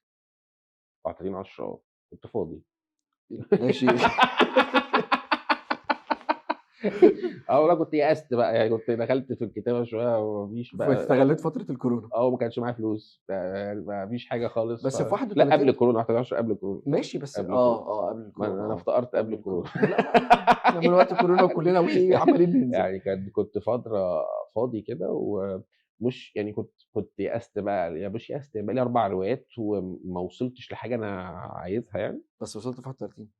31/10 رغم إن القديس كانت hit، بس يعني hit، بس ما ادتنيش حاجة، آه. يعني ما I wasn't rewarded، يعني ما خدتش حاجة يعني. القديس كان خالد النبوي اللي هيعملها فعلًا؟ فعلًا يعني هو النجم الجميل، يعني هو لغاية النهارده موقعها مع art makers الأستاذ أحمد عبد العاطي، وظروف الإنتاج ظروف سيئة. يعني مختلفة، صعوباتها يعني كتير. صعوباتها كتير، وأنا برّه الindustry، يعني كنت ساعتها تحديدًا برّه الindustry، كانت من أوائل الحاجات اللي مضيتها. فما كانش عندي الexperience بقى اللي هو، يعني كانت الخضة إن مشروع بعد ما خلّصت نُص حلقات وقف. كان بالنسبة لي ضربة يعني مرهقة جدًا. حتى في ناس كتير قالت راهنت خلاص أحمد كده مش هيكمّل، يا لهوي! اللي هو هيكمّل بقى خلاص، اللي هو اتسدد كتير في وشه فخلاص في. آه. وده كان ما كنتش أعرف إن دي هتبقى بداية الطريق. يعني أنا كمية الfailures اللي وصلت لها قبل 31/10 النهارده ما يتعدّوش 10% من الfailures اللي أنا فشلتهم. يعني أنا لمّا أشوف الjourney بتاعتي قبل 31/10 ده أنا كنت مرفّه أوي، يعني زعلت إن في 4 مشاريع وقفوا. أنا مش عارف أعِد لغاية كام. أنا والله أنا اللي هو أنا بقيت اللي هو إيه، أخلّص المشروع، صباح الخير يا فندم أنا خلّصت المشروع يا حبيبي ميرسي، بس للأسف مش هنعمله. ده بقى الdefault، اللي هو أخلّص آخُد موافقة النجم والصانع وكذا، وكذا، وكذا، وكل حاجة في الدنيا تمام، بس في حاجة في البادجت، أخلّص أضبط الجاكيت البنطلون يضرب. فقعدت فترة كبيرة اللي هو لأ، ما بت في حاجة غلط، بس هو الحاجة اللي أنا كنت بابقى شايف ربنا كده، ربنا قفلتها في وشّي وأنا هاكمّل، فdefinitely في حاجة أحسن. أكيد. ف دي my story that I have to tell، إن أنا مؤمن إن طالما أنت مكمّل فأنت متشاف. وفعلًا جالك تليفون من خالد النبوي على رواية أيوه، القديس. أنا يعني مش عارف أحكي التفاصيل بالضبط، بس هو يعني أنا بالنسبة لي كنت في الوقت ده خلاص يعني مش مصدّق إنه خالد النبوي أصلًا، يعني هو أكيد آه. حد تاني، حد بيعاكس، حد حاجة، إن هو خالد النبوي الاسم والقامة والراجل العالمي ده يعجبه مشروع من عندي ويبقى قاريه ويتكلّم معايا إنتاجيًا، والاقي شركة إنتاج أنا ويفضل هارجع أقول الحاجة اللي أنا يعني هافضل أقولها. آآ يا ريت يبقى مصر عندنا ناس تكتشف الtalents، يا ريت. يعني نِفْسي يبقى في لمّا تبقى أنت talented تلاقي حد ياخد بإيدك لغاية ما توصل، إمم. مش يستناك لمّا توصل يسقّف لك. فهمت قصدك. يعني أنا يعني في الجايزة بتاعة القلم الذهبي، أنا طبعًا so proud إن أنا من ال5 short كنت listed لسه يعني. هنتكلم عنها بس كمّل شوية. وباشكر المملكة وباشكر معالي المستشار تركي آل الشيخ على الفرصة، وI'm so proud إن أنا واحد من ال5 short listed. وفضل عندي سؤال، طب هو الأول هينجح، هيبقى خلاص وصل لحاجة كويسة. طب معنى كده إن لو الواحد ما طلعش رقم 1 يلِف ويقعد في البيت؟ أكيد لأ. وهنا نفس السؤال بالنسبة لي. طب مش ال5 الأولانيين، ال10 الأولانيين، لو ما كنتش من أول 5 كنت السادس أو السابع، تلِف وتقعد في البيت؟ إمم. طب لو أنت واحد من الكام ال100 والّا ال200 والّا ال1000 اللي قدّموا، مش معنى إنك ما كسبتش أو ما كنتش long list أو short list إنك تلِف وتقعد في البيت. تلِف وتقعد في البيت لو أنت مقتنع إن أنت المفروض تلِف وتقعد في البيت. بس لو أنت مقتنع إن أنت مؤمن بنفسك وشايف إن عندك حاجة تتقال، يبقى أنت اللي لازم تبقى عارف إن أنت مش هتلِف وتقعد في البيت. إمم. فطول ما أنت ما لفّيتش ورجعت، فأنت مكمّل، هتوصل. هي النقطة فين؟ لو أنا عايز أنا وأنت نطلع إسكندرية، لو أنا وأنت مسكنا الطريق، اللي هيمشي على رجله أو هياخد موتوسيكل أو هياخد عربية أو هياخد تيك توك كلنا هنوصل طالما ماشيين في الطريق من القاهرة لإسكندرية. إمم. فمش فارق معاك أنت راكب إيه، بس طالما على الطريق هتوصل. صح. ممكن واحد يوصل بعد ساعة، واحد ممكن يوصل بعد سنة، بس هو definitely اللي هيوصل اللي على طريق مصر إسكندرية. إمم. اللي هياخد طريق تاني definitely مش هنشوفه في إسكندرية. بديهيات يعني، بديهيات. فأنت هتيجي معانا الطريق، هتشوف هتركب إيه، أنت هتركب إيه وأنا هاركب إيه ونروح، بس صح. هنتقابل somewhere في إسكندرية. يعني إمتى قررت الجو ده في البيت. لأ بغض النظر. إمتى قررت إن يبقى في universe للروايات بتاعتك؟ يعني 31/10 هي اللي كانت هي اللي قررت إن أنت تجمّع فيها الحلو من هنا على الحلو من هنا. كل الcharacters حطيتهم في 31/10. هي العالم بالنسبة لي إن أنا كان عندي luxury of time إن أنا أدّي كتير للرواية بتاعتي، إمم. فبناءً عليه جمّعت عوالم كتير أوي في الرواية، لكن هي نفس النقطة. أنا بالنسبة لي لو عندي luxury of time إن أنا أكتب في مشروع، بس أنا يمكن أنا I'm not seeking perfection بطبعي. يعني أنا بالنسبة لي مش فارق معايا إن أنا أوصل لأحسن حاجة، إمم. أنا فارق معايا إن المشروع يخلص بشكل كويس، وأنا من الناس I totally fine إن أنا أنجح في مشروع وأجيب مقبول أو جيد جدًا. ده مش معناه إن أنا ما ابقاش نِفْسي إن أنا أعمل أحسن حاجة، بس أنا مُخّي هندسيًا متكوّن شوية إن لو أنا عندي امتحان والامتحان ده لمجرد لساعتين، إن أنا هاكتب لآخر الساعتين، ولو عندي سؤال أنا مش عارف إجابته، هارتجل يمكن تطلع صح ويطلع غلط. لكن أنا مش من الناس اللي باسيب إجابات فاضية وأتخيل إن أنا ممكن أنجح. إمم. فأنا بالنسبة لي عندي ساعتين، هاعمل أقصى ما عندي في الامتحان بتاعي في الساعتين دول. فبناءً عليه في كل حاجتي وكل حياتي في أي مشروع عندي، لو أنا عارف إن أنا عندي مشروع هاسلِّمه بعد شهر، أنا هاعمل أحسن حاجة تنفع هذا المشروع في خلال هذا الشهر. إمم. طيب، هل المشروع ده بالنسبة لي محتاج إن أنا أشتغل عليه سَنة؟ لو حسيت إن أنا هاضيف له هاشتغل، لكن لو حسيت إن أنا مش هاضيف كتير، هاقول it's fine completely ده. ودايمًا يعني عارف في قاعدة كده بتتقال دايمًا يعني إيه لمّا تكون عند الكوافير أو الحلاقين، يقول لك أمّا تيجي تبُص السوالف، اهم. لو قعدت تضبط يمين، هي ترجع شمال، تضبط يمين، ترجع شمال، تضبط يمين، ترجع شمال، هتقعد سَنة في الآخر كل حاجة هتلاقي نفسك حلقت زيرو من الشغل. ده حقيقي. فهي النقطة don't seek perfection whenever إن أنت شايف إن اللي قدّامك الدنيا كويسة، وقّف. فأنت لازم تعرف توقّف إمتى.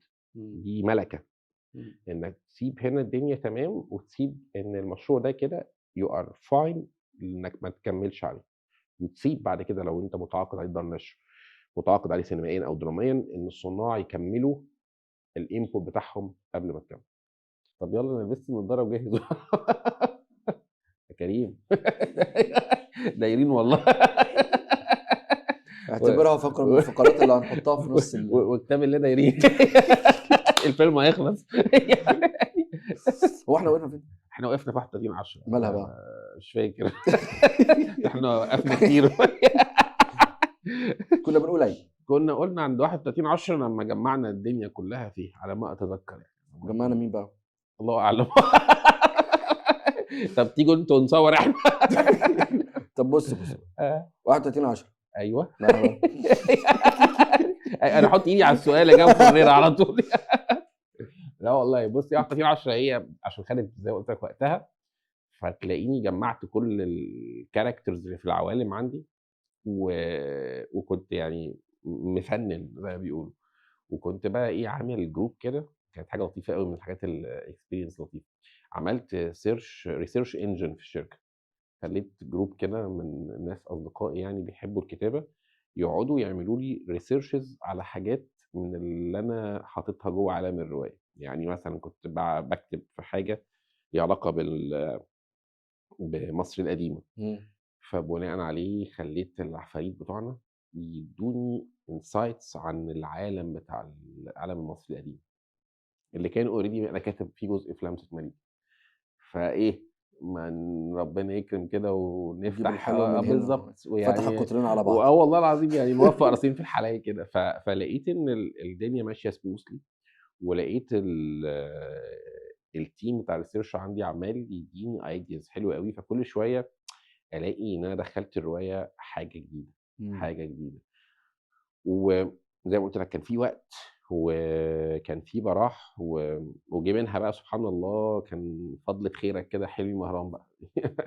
بس كان في شخصيات من الوحي برضه كانت موجودة في 31/10. في هشام وماجي، في شخصيات كتير، يعني أنا وفي شخصيات وصلاح من لمسة مليكة، وأعتقد في عاطف من لا نوفلا، وفي فاروق من القديس، لأ يعني أنا في 31/10 خدت characters من ال4 روايات الأولانيين عندي، وحطيتهم جوّه السياق بتاع أحداث 31/10. ومن بعديها بقيت ما فيش رواية باكتب فيها إلا لو لقيت إن في حد من الcharacters بتوعي ينفع موجود جوّه العالم بتاعها إلا واستخدمه، إمم. ودي حاجة I do enjoy أوي، وأعتقد الناس اللي بتبقى قارية لي لمّا بتلاقي character موجود وعارفة بقية بيرن في أبعاده دماغها كده بتبقى في لمبة لطيفة أوي، بتنوّر، طبعًا. و أنا حصل لي الموضوع ده إيه، في اسمه إيه، قُل معايا وأنا معاك. كريم في نمت أنت. لا آجي والله لأ ما أروّح نمتش، وآجي لا بُكرة، والله لأ، والله لا يا عم أروّح اصبر وآجي بس بافتكر. فاسمه إيه ده، آآ والله أروّح شو وآجي اسمه بُكرة. يا رجال اصطبر، شو اسمه المسلسل أطياف وسليمان؟ أطياف لأ مش أطياف السينما X. إكس منذ الرحل. آه. آه. X. لمّا طلع يعني في التمثيلية أنا والله أنا ممكن أطلّعها من الموبايل وأوريها لك حالًا. أنا أوكي. فاكر اللقطة بتاعة السجين X لمّا كانت على الملف وطالعة في الكادر وأنا عملت pause وصورتها في التلفزيون وبعتها لك. آه. فاكر؟ أنا دي لسه معايا والله العظيم لسه شايفها النهارده الصبح. لأ، يعني أنا الcharacter ده من كتر ما أنا باحبه، يعني أنا في سلسلة جديدة كده باكتب فيها يعني حوالين X ده بالنسبة لي، أنا باعشق X files عمومًا، يعني هو إمم. عالم المجهول ده بالنسبة لي حاجة لطيفة أوي، أنا والله يعني والله تاني يا كريم لو عندي القدرة، يعني إذا يعني أتمنى ربنا يجيبها لي، عندي الluxury خلّيني أقول، إن أنا أقعد أتكلم في هذا العالم، يعني أنا مستني بإذن الله hopefully معرض 26 مش معرض 25 أنا آسف، معرض السنة الجاية يعني، إن أنا أتمنى إن السلسلة دي تطلع للنور، لإن أنا في دماغي نِفْسي غير سلسلة حلمي؟ غير حلمي وهران، نِفْسي تبقى يعني نِفْسي باحلم بيها إنه يبقى مسلسل، هو يبقى كل episode بتتكلم على حاجة من الextremes يعني طيب ال 31/10 جه بعدها أو جه بعدها سيناريو X. الخائن، أعتقد الخائن بعد كده السيناريو خائن؟ إكس، الخائن بعد كده السيناريو إكس، يس بس الخائن وبعد كده السيناريو ما إكس. بين دول كانت بدأت سلسلة حلمي مهران. بعد يعني أنا حلمي مهران دي كانت سبحان الله، أنا كنت مع المُنتج الجميل كريم أبو ذكري اللي صاحب فضل عليّا، هو يمكن لو دايمًا باقول لو سمع مش هيبقى عارف المعلومة دي، أنا كنت باورّي له مسلسل 31/10 إمم. كمسلسل، وكنت باتكلم على مسلسل thriller extreme يعني. وهو الراجل obviously ما كانش عاجبه المسلسل الgenre بتاعته، بس وأنا باتكلم قال لي الcharacter بتاع حلمي مهران ده لو أنت عملته يا أحمد مسلسل، ده هيبقى multi seasons، مكمّل. هيبقى حاجة مكملة لشركة الإنتاج فرخة بكشك يعني. إمم. وخدت الكلمة هو لمّا قالها ومشيت، ودي تفصيلة مهمة، إن أنا ساعتها كنت باصص نُص الفاضي من الكوباية، إن هو ما عجبوش إنه يعمل مسلسل. 31/10 قعدت كده شهور لغاية لمّا بدأ بقى الموضوع بتاع الكورونا يgo for extreme، يعني يبدأ الموضوع بدأنا نقعد في بيوتنا. نقعد في بيوتنا، فأنا قاعد في البيت بقى أنت عارف الواحد بيدوّر في دفاتره القديمة بقى، اللي هو إيه، إمم. أكتب إيه، أكتب إيه، أكتب إيه، فساعتها كنت شغال في رواية الخائن، وبعد ما خلّصتها زي ما قُلت لك على طول عايز أشوف هاعمل إيه بعد كده، فلقيت معايا حلمي وهران، ليه ما نعملش حلمي مهران مشروع. إمم. وautomatically أنا فيّا حاجة في الحتّة دي شوية، إن أنا تلاقيني باكتب على طول كسيناريو رواية، يعني أنا بتمشي في الاتنين in parallel.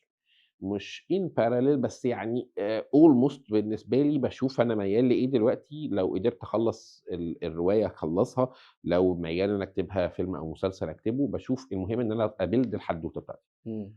once it is built خلصانة، أبدأ أشوف بقى اللغات اللي تتقري بيها، إمم. اللغات إذا كانت روائيًا أو يعني أدبيًا أو إذا كان دراما أو سينما. وفي بعض المشاريع باعمل أكتر من perspective، يعني ممكن تلاقيني جِبت فيلم مهران في أولها، بعد ما كتبتها سلسلة خدت أول عدد كتبته مرّة كفيلم، ومرّة خدت perspective أوسع وعملتها 5 episodes، وبناءً عليه عملتها multi episodes وبدأت أتكلم إن هي هتبقى كذا حاجة.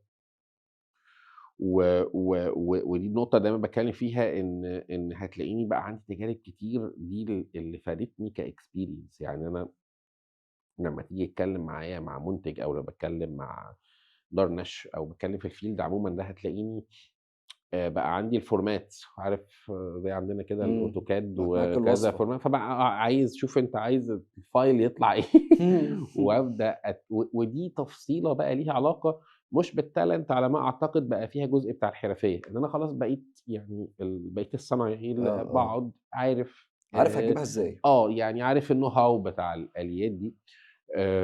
وطبعًا كل حاجة من دي ليها الingredients بتاعتها وليها الborders بتاعتها وليها الbarriers بتاعتها، اللي تخلّي المشروع يطلع فوق أو ينزل تحت بناءً على الingredients كلّها زي ما بنقول، أو الطبخة كلّها بالمقادير بتاعتها. إمم. فيعني أمّا خلّصت حلمي مهران الصراحة ما كنتش متخيّل النجاح بتاعها ده، إن أنا في الآخر أعتقد هي أكتر حاجة يعني معروفة ليّا كأدب أو ككُتب، هي تبقى سلسلة حلمي مهران. ف فعلًا مش 31/10؟ ما هي 21/10 المصدر هي بتاعة مصدر أحمد بتاعة حلمي بتاعة مهران، حلمي مهران. فهتفضل العالمين مفتوحين على بعض. I'm so proud بالمشروع ده I can't يعني أنا دي التفصيلة الغريبة، إن أنا من جوايا أنا عايز أشوف كمية، عايز أكتب كتير. عن أنا حلمي.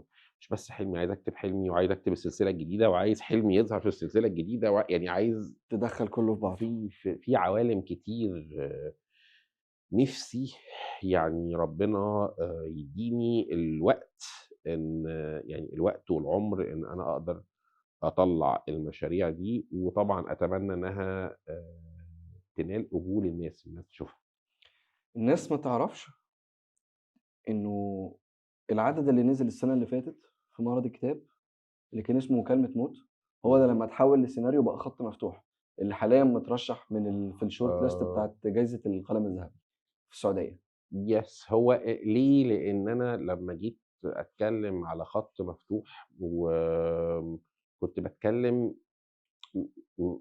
البطل مش حلمي مهران في السيناريو. فعلًا؟ yes وهي دي نقطة، إن هو ودي نرجع نفس الكلام، يعني أنا بقى عندي شوية إن أنا مش شرط إن أنا كاتب novel إن أنا آخُد الnovel copy paste as a إمم. سيناريو. فأنا باشوف كل حاجة إيه اللي يخدمها. فخط مفتوح هو مختلف عن مكالمة موت، عشان كده ما حبيتش حتى إنّك يعني تدّيها نفس الاسم؟ يعني إن هو حاجة هي inspired من مكالمة موت، معالجة بس مختلفة. معالجة مختلفة تمامًا. إمم. ف مختلفة لإن البطل مختلف. يعني عايز أقول لك لدرجة إن البطل هنا ليه profession وليه شغلانة، وهنا ليه شغلانة تانية خالص أصلًا. أصلًا. آآ ودي تفصيل بقيت باعملها خلاص بالcommon sense، إن أنا البطل بالنسبة لي في خط مفتوح هو حسن. حسن ما لوش علاقة بحلمي مهران، بس هو بياخد نفس التجربة، إمم. بس بperspective تاني لأنه character تاني. إمم. ف وهو ده اللي باتكلم فيه، إن أنا بقيت باحس بأريحية وأنا باتعامل مع الخلطة بتاعتي. عارف لمّا تبقى تاني تبقى chef شاطر وييجي حد يقول لك أنا عايز آكل الوجبة دي، بس أنا عندي allergy من كذا وباحب إمم. كذا، فautomatically تلاقي الchef ممكن يعمل لك طبخة تانية خالص، تبقى مناسبة للي أنت عايزه. وهو ده اللي أنا عملته في خط مفتوح. ويعني يعني بالنسبة لي هي طبخة مختلفة، و hopefully إنها يعني تنال القبول يعني بإذن الله. يعني أنا باخاف أتكلّم في المسابقة دي، خلّينا نتكلّم في حاجة تانية، الواحد أعصابه بايظة لوحدها. طب والخائن اللي جاب بعدهم؟ آمم هارجع أقول لك حبّة حاجات عن الكائن والسيناريو إكس. دايمًا باقولها، أي كاتب في الدنيا، أي روائي بيبقى عنده experiences شخصية إمم. عايز يتكلّم عنها. في ناس بيبقى شغفها بالكتابة مبني إن هو عايز يقول تجربته، فonce إنه قال تجربته ما عندوش حاجة تانية ممكن يقولها، قلمه ما يعني يجيبش تاني. فأنا وأنا باكتب في كذا مرحلة في الروايات عندي كان فيها جزء من نَفْسي، كان فيها لمسة مَلِكة، إمم. وجزء في لا نوفلا، وجزء في الخائن، اللي مخلّيني باشوف ال3 أعمال دول بشكلٍ ما مربوط عن بقية الروايات، رغم إن هُم ما لهمش علاقة صريحة، بس هو ليهم emotionally أو ليهم نفسيًا ربط معيّن لحاجات مختلفة وقفت في عنها في حياتي كبني آدم. ويمكن في كل عمل من دول كنت باخاف إن لمّا باخلّصه إن هو خلاص الحدوتة بتاعتي خلصت.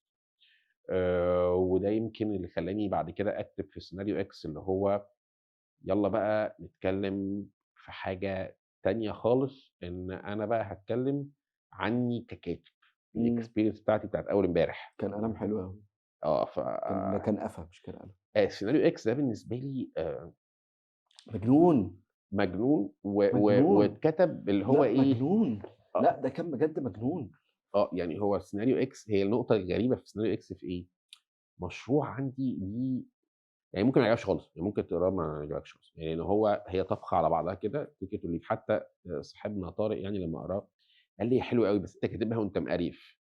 فقُلت له: "هو مش أنا مقريف، هي اللخبطة بتاعة سيناريو إكس هي فيها الإحساس اللي جالك اللي هي فيه مخمضة كده، فيه لخبطة." آه. وهو الصراع ده اللي كان حتى في تفصيل يعني اللي بيبقوا مهتمين بالتفاصيل دي، إن أنا هتلاقيني في الرواية دي تحديدًا في بعض الناس افتكرت إن هو عيب تنسيق، اللي هو ممكن إيه، تلاقيني أنا باتكلم إن أنا وأنت في مشهد، وأطلع لمشهد الاتنين اللي هناك دول بيتكلموا في حتة تانية في وقت تاني، وأطلع وتلاقيني مكمل السرد بشكل بوهيمي شوية كده، يعني اللي هو أنت متلخبط والّا بس هو لإن أنا باحكي لك عن فيلم جوّه حدوتة بشكل معين، إمم.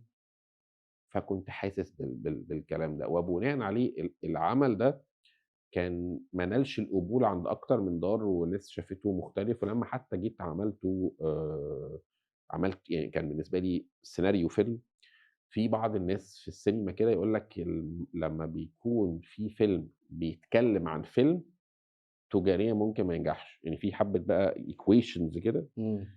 لبعض الصُنّاع في حِتت معيّنة بيخافوا منها، اللي هو ما يبقاش حد من أبطال العمل ممثل، دي تخوّف، إن البطل يبقى ممثل دي تخوّف. آمم، أنا ما أعرفش ليه، بس هو الناس التقيلة في الصناعة في بعض الحاجات اللي بتخوّفهم كده، منهم كانت دي. فهي وجبة كانت مختلفة، وكنت المفروض بعد السيناريو X لأسباب تقنية في كتابتي، كنت عايز أكتب الرواية اللي بعدها اللي هي الوارث، أو اللي هي كنت مسميها قبل كده اسم تاني. ومفروض كانت الوارث تنزل يا السنة اللي فاتت أو السنة دي.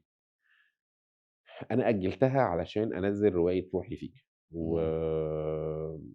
وروحي فيك هو أصلًا كان مسلسل، بس هو كان سبب إن أنا أحب إنها تنزل رواية، إن أنا كان عندي حاجات أكتر من اللي اتقالت في المسلسل، وأعتقد أنت قريت الرواية أنا قريت آه. الرواية قبل المسلسل بسنة وشوية.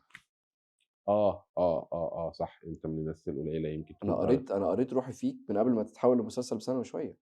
بس هي يعني كانت draft لسه، هي لسه كانت draft. أوكي. بس أنا فاكر شهور إنه أعتقد لإن أنا وأنا سنة، لأ سنة. يعني أعتقد لإن هي يعني أنا كتبتها قبل التصوير مش بكتير، مش بسنة، بس وأنا باكتب كان عندي كتير بقى برّه الحلقات، فكنت عامل لنفسي كده حاجة تانية فيها التفاصيل اللي أنا باعتها لك، ويمكن بعتها لقريبين ليّا، وكان نِفْسي حاجات معيّنة تتحط في المسلسل، بس لظروف كتير ما أنت كانش ينفع. بعت لي أول 3 فصول من روحي فيك بعد ما نزلت السيناريو X في معرض الكتاب بكام شهر. لأ، أنت هنا كده misleading. أنت شُفت ال3 chapters بتوع الوارث. لأ، بتوع روحي آآ فيك، أنا فاكر. لأ، أيوه، والله. ما كنتش كتبتها. وأنا باقول لك والله أنا باقول لك والله أنا فاكر. أول هاقول لك ليه، لإن أنت ورّيتني أول شابترين 3 برضه في الوارث أوكي. قبل ما أسافر. يعني أنا مش فاكر فكان أول chronological السنة دي، مش فاكر كان أول chronological 24. مش فاكر chronological بس هو يعني يعني أنا المفروض كانت روحي فيكِ يمكن تنزل من السنة اللي فاتت. المفروض إن أنا عملت لها review تنزل السنة من اللي فاتت، السنة أنا عملت أنا yes. عملت review يمكن علشان لروحي فيك. في وقفات كتيرة إحنا وقفنا عندها، فهي ممكن تنزل السنة اللي فاتت. و وصدقًا أنا ما باخبّيش الكلام ده. أنا بالنسبة لي يعني أنا I'm so proud بسقطاتي. يعني أنا إمم، I have a lot of failures. منهم إن believe it or not يعني رواية روحي فيك في أكتر من ناشر خافوا منها وما كانوش عايزينها. حصل. ب ب كذا سبب. في منهم اللي كان ليهم vision إن هي اتحوّلت دراما، فالدراما سبقت، فممكن ده يبقى negative point. يعني يبقى الناس شافتها فما تبقاش عايزة عندها لهفة إنها تقراها. في ناس تانية تقنيًا شايفين حاجات إن الرواية مشهدية بشكل معيّن، ففي ناس بالنسبة لهم ما كانش اختيار مناسب. وأنا باقول في ناس ما عجبتهمش الرواية. عكس إن أنا لمّا جيت تعاقدت عليها مع دار كيان وأنا من عشاق دار كيان يعني. اللي عجبني فيهم إن هم when they believed في العمل، هم عملوا investment في العمل. investment إمم، مش باتكلم investment إن هو طبع كام نسخة، ويعني أنا بالنسبة لي الinvestment اللي هو يالّا بقى إحنا نشوف المشروع ده محتاج إيه عشان يبقى hit. آه، فيالّا نفكّر في 1، 2، 3 ولقيت معايا صُنّاع إمم، للعمل زي ما يكون صُنّاع لفيلم سينما. إمم، فلقيت معايا صُنّاع ولقيت يعني لقيت ناس كتير شغّالة parties كتير شغّالة معايا. وساعتها حتى عشان كده أنا يعني تجربة أنا مستني أشوفها، لإن أنا حسّيت إن هم أضافوا للعمل. حتى أنا ساعتها قُلت لهم لأ أنا I will wait and see اللي أنتم شايفينه صح اعملوه. أنا هو بالنسبة بصراحة لي أستاذ هاني النيفين وأستاذ محمد جميل الاتنين جدًا دماغهم أمارات. عالية جدًا، ولمّا ما brilliant they فعلًا are زي ما أنت brilliant قُلت، they are brilliant يعني. هُم فعلًا لمّا بيصدّقوا في عمل بيinvestوا فيه بكل ما أتاهم من قوة يعني. so far ده اللي أنا فعلًا دي كانت إمم، الexperience بتاعتي في الفترة دي. و that's why أنا مستني طبعًا. أنا الفترة دي عندي الكثير من الحاجات الunforeseen اللي هي باشوفها لأول مرّة. فأنا مش عارف. خلي بالك أنا برضه ككاتب أو أنا باحب الاستقرار بطريقة مستفزة. يعني ليه؟ لإن أنا زي ما قُلت لك عندي حروب كتير أوي، فباختار حروبي. إمم، فأنا كنت في وقت الروايات عندي وأنا باكتب في أعمالي الروائية يعني، مش عايز أصارع إن أنا العمل يروح دار إيه وييجي فين وأتعاقد هنا وآجي فبناءً عليه I was very stable إن أنا المكان اللي أنا فيه as long إن أنا باخد اللي أنا محتاجه، مش محتاج أغيّر. فده فترة كبيرة أنا قاعد 8 سنين مع دار إبداع، وحتى لغاية النهارده حتى لمّا بدأت يبقى ليّا أعمال برّه still سلسلة حلمي حلم وهرم غرام مع مكمّلة إبداع. وهتكمّل for long معاهم. حلمي وهرم لغاية لمّا أوصل لعدد معيّن من الchapters اللي فيها اللي تخلّيني أشوف هاحتاج إيه for the next steps لو next احتجت stage حاجة. لكن اللي باتكلّم فيه زي ما قُلت لك أنا باحب الاستقرار جدًا، جدًا، وبناءً عليه أنا ما كنتش محتاج أحارب في جبهات تانية. فكنت باشوف زمايلي ودي نصيحة بانصحها عمومًا. ألاقي قبل ما ينجح بيحارب في أكتر من جبهة. بيحارب في دار النشر، بيحارب في العقود بتاعته بقى. فالاقي الروائي لسه مواليد أول امبارح وعنده 3 كُتب في 3 أماكن، في أماكن متفرقة وعقد مفسوخ وعقد ملغي يعني أنا باشوف it's too early إن الواحد يعمل يدخل الحاجات في دي. فأنا الهَصْل دي. بالنسبة لي ما حاربتش الحرب دي خالص، وفضلت في المكان بتاعي اللي هو بيتي برضه الأولاني اللي هو دار إبداع. so glad باللي أنا وصلت له معاهم. hopefully إن أنا أكمّل chapters. I'm keen يعني إن أنا to listen هاعمل إيه الفترة الجاية مش عارف. I'm listening لكل حاجة، باشوف الظروف ماشية إزاي. بس so far زي ما قُلت لك أنا باحب الاستقرار، باحب أركّز في الحروب بتاعتي، مش عايز أحارب في جبهات كتير. فبالنسبة لي الأهم المحتوى اللي هاقدّمه وإن أنا أحاول إن أنا طالما لقيت ناس مؤمنة بيّا بشكل معيّن، إن أنا أحاول إن أنا يعني أرُد جزء من أفضالهم، إن أنا أحاول إن أنا أثبت لهم إن هم كان عشمهم في محله زي ما بيقولوا. حلمي مهران نزل له كام قضية لحد دلوقتي؟ المعرض ده يبقى ال7 الديب حبيبي يعني، العدد اللي هو هاقول إن هو هيبقى المفضل عندي طبعًا، لإن هو بيتكلم عن أو يعني في character عزيز عليّا، هو صديق عمري اللي أنا فقدته الشهور اللي فاتت. الله يرحمه. ويا رب يرحمه، وهو من يعني هيفضل أعز مخلوق قابلته، وبناءً عليه القضية دي كانت أكتر حاجة مرهقة كتبتها في حياتي. يعني إمم. ما ويعني لمّا كنت حتى باعمل المراجعة يعني كتبتها one shot وراجعتها in a few hours وما قدرتش تكمّل. أعمل أكتر من كده بس hopefully إن هي طالعة أعتقد فيها عُصارة أفكاري وخبرتي، فhopefully إنها توصل للناس زي ما هو يستحق، وزي ما يعني الناس بتحب تقرا لي، ومجهّز بقى حبّة قضايا تانية بعديها، زي ما قُلت لك يا رب كذا قضية؟ يدّيني أنا في على الأجندة بتاعتي في 3 قضايا لحلمي مهران I can tell يعني plus or minus دول حاجات أنا مشاريع قدّامي على الترابيزة. إمم. فآمم I can't wait إن ربنا يدّيني العُمر إن أنا أشوف بقى أول 10 قضايا متغلفين كده بشكل معيّن packed بشكل معيّن مع إمم. بعض. ده هيبقى بالنسبة لي milestone وachievement وI can't wait إن أنا أشوف السلسلة التانية. I can't wait أشوف حاجات كتير أوي. يعني أنا يعني نِفْسي حاجات كتير أوي يعني ربنا يدّيني يعني أتمنى يعني ربنا زي ما عشّمني في حاجات كتير يدّيني الوقت في الدنيا إن أنا أكون موجود لغاية لمّا أشوفها. والله يا رب. بُص، هو كده الواحد دايمًا بيبُص للأحسن. طيب بالنسبة لروحي فيك، المفروض إنها كانت نازلة المعرض اللي فاتت واتأجّلت، Yes. كان سبب التأجيل إيه؟ آمم، يعني أنا كنت حابب إنها تطلع بأحسن صورة، كان عايزين يطلعوها بأحسن صورة، الله يرحمه. وعملوا عليها حبّة شغل أنا يعني ما اتدخّلتش فيه، يعني سِبت لهم بقى التحرير والتدقيق إمم.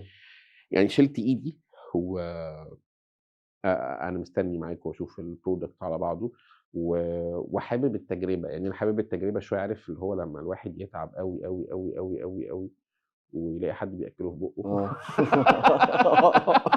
فاهم قصدك في دي. أنا مبسوط بقى.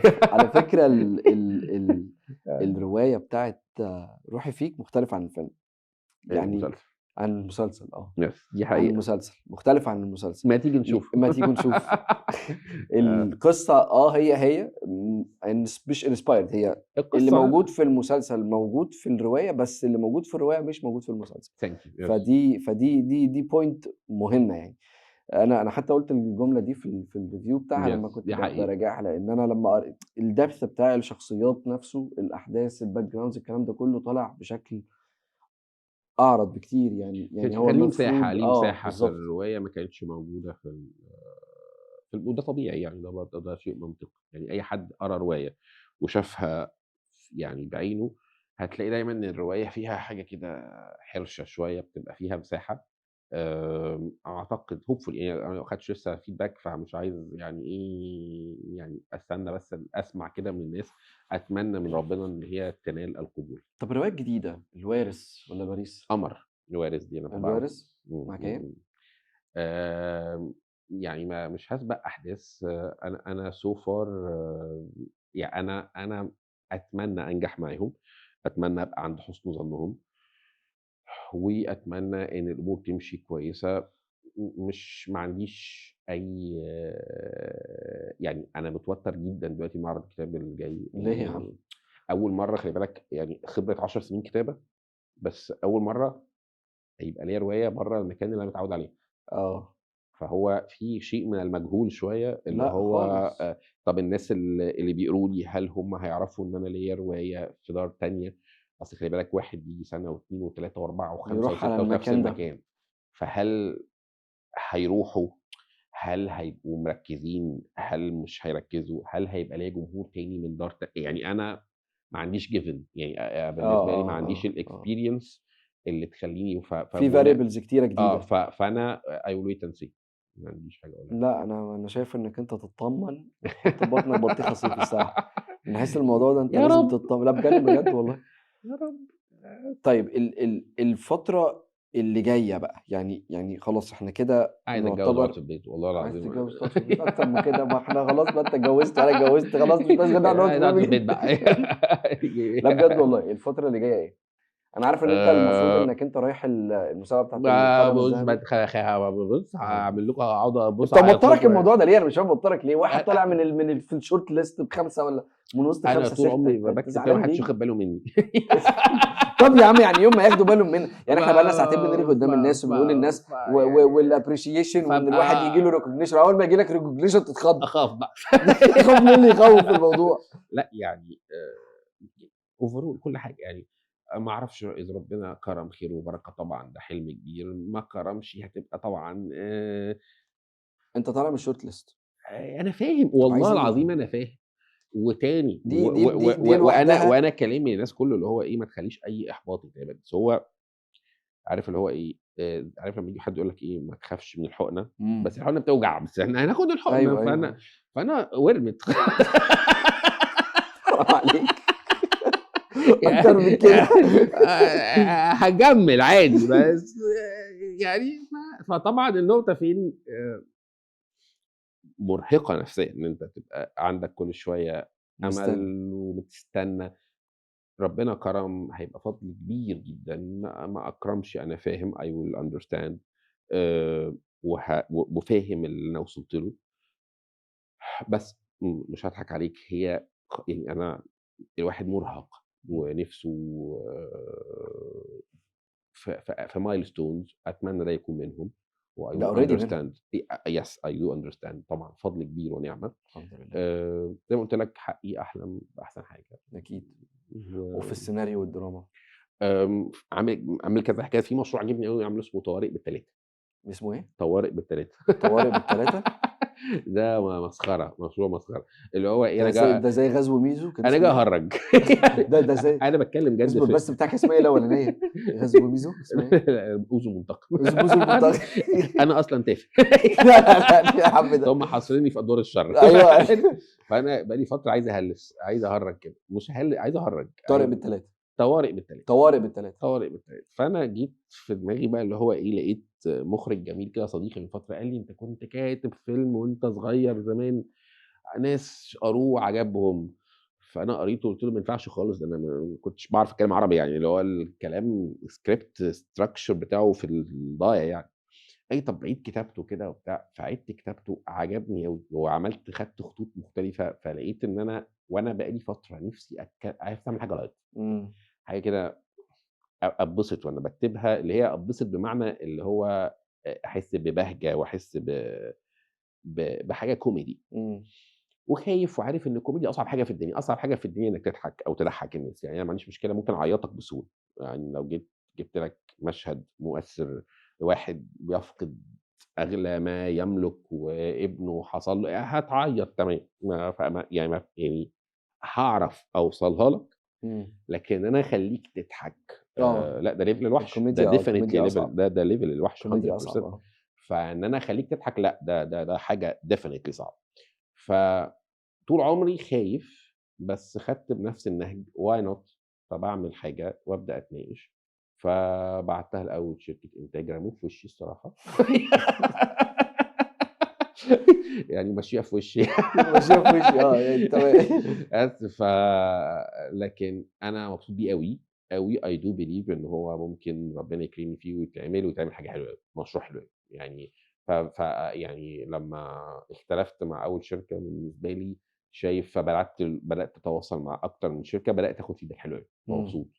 فباشوف اللي هيحصل أعتقد ده ممكن إن شاء الله يبقى قريب نتفرّج على حاجة حلوة hopefully يعني إذا ربنا كرم.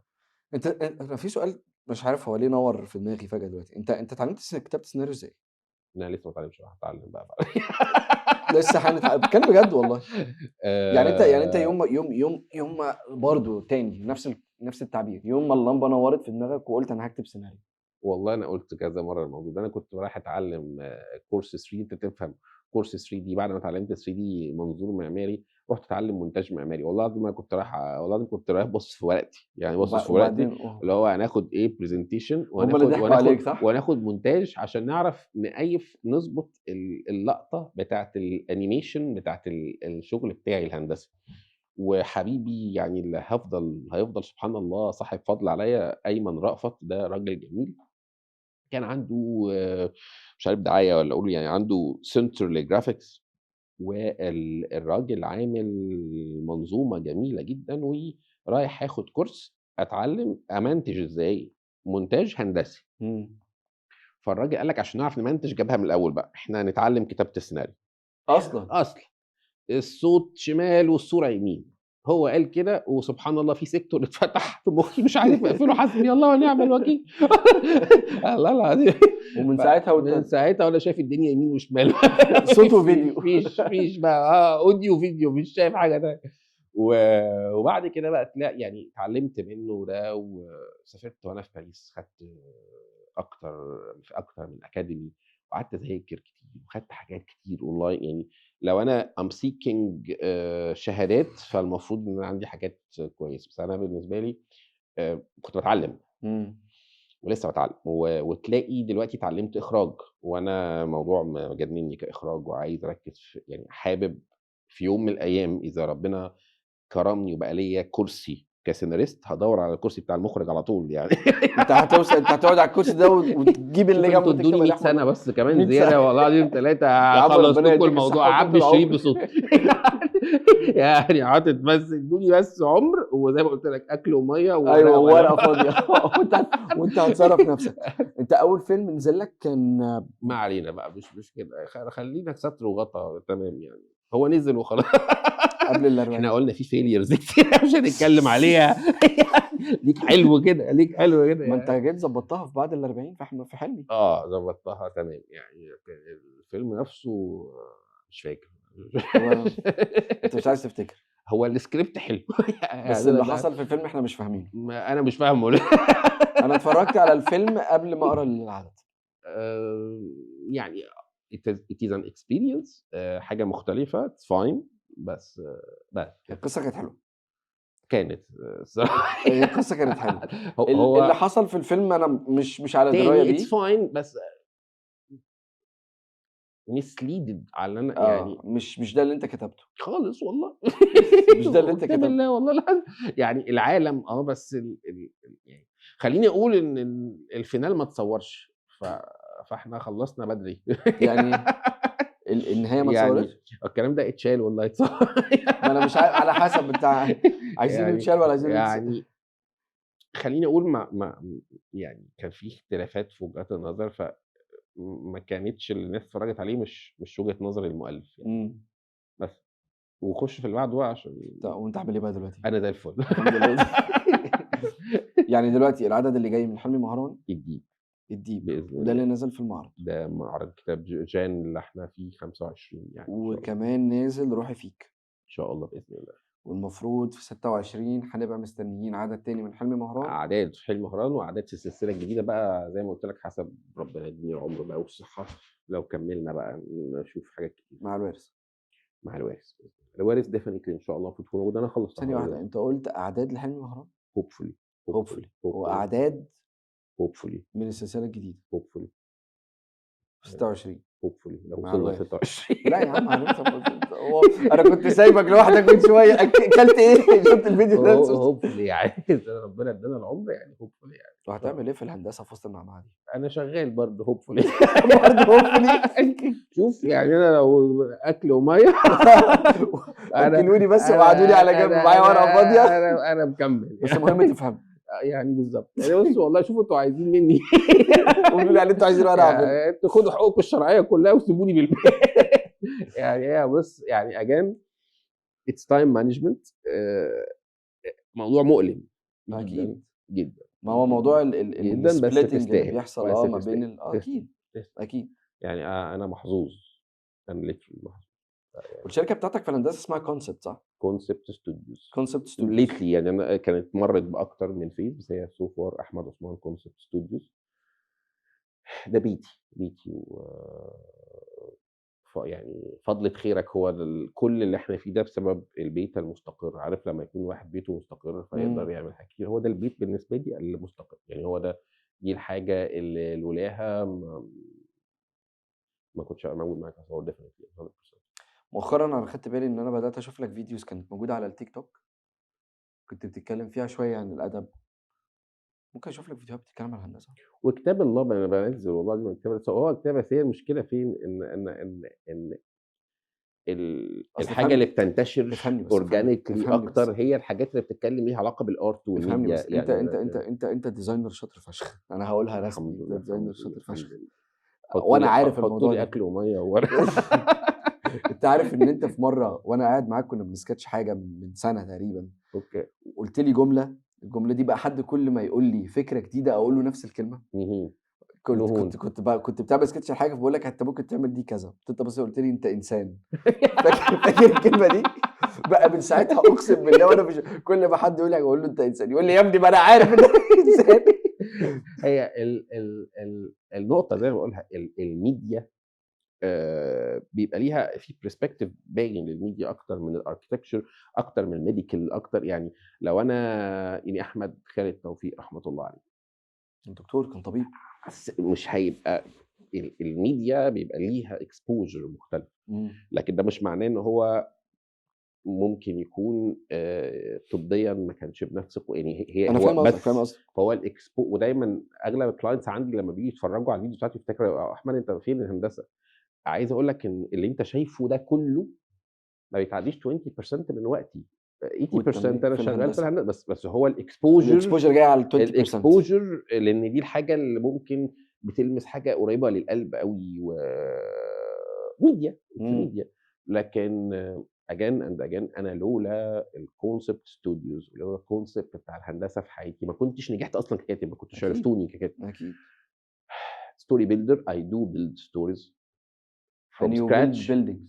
Yes ما هي اللي أنا عايز أقول لك أنا قصدي story builder إن أنا architecturally أنا I build your story يعني إمم. لمّا تجيب لي أعمل لك بيتك I do build your story أنت بتصحى من النوم بتعمل إيه، صح. شغلك إيه، بتشتغل محامي يبقى عندك أوضة مكتب بالشكل الفلاني، متجوز 2 يبقى عندك أوضتين يعني وهكذا. طبعًا هذه جناح وهذه جناح آخر، يعني ده في ف آخر ف البيت ف يمين وده في ف آخر البيت فI do شمال. build I do build your story فأنا في الأول في الآخر أنا مقتنع إن أنا الDNA بتاعي مبني من الarchitecture بشكلٍ ما.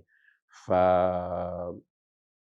النقطة زي ما باقول لك في concept studios I do manage people أكتر من إن أنا باشتغل بإيدي ليه؟ لإن أنا بقى لي 20 سنة في المهنة آه. فطبيعي إن أنا بقيت مش senior level بقيت على managerial level شوية، إن أنا شغلي ما بقيتش مش هتشوف لي فيديو نازل باتكلم على الskirting وعلاقتها بالHBF definitely مش هتشوف لي لا، الفيديو ده. لا، لا، لأ، لأ، خالص، لو خالص. مستنيه يعني مش لأ، لمّا أنا أبقى أنا أمّا أنا يعني ذات نفسي أبقى senior ومش عارف يعني العلاقة دي يرجعوني الكلية خلاص أحسن. يعني خلاص عدّينا المرحلة دي يعني والنقطة التانية I have nothing to prove دلوقتي كarchitect إن أنا أنزل أتكلم في فيديو، بس I still have to prove myself as a script writer. فthat's why I do the extra miles إن أنا approve myself as a script writer بس I don't have to do it as an architect إن أنا already have my givens إن أنا بقيت عندي الكرسي بتاعي، إمم. فمش هاتكلم معاك النهارده وآجي أقول لك هاركّب الHF إزاي علشان تشتغل معايا، خلاص الحمد لله عدّيت المرحلة دي، بقى لي 20 سنة، فلو بقى لي 20 سنة باتكلم في نفس الفيديو يبقى يعني فقدنا الأمل في فيديوهات الهندسة.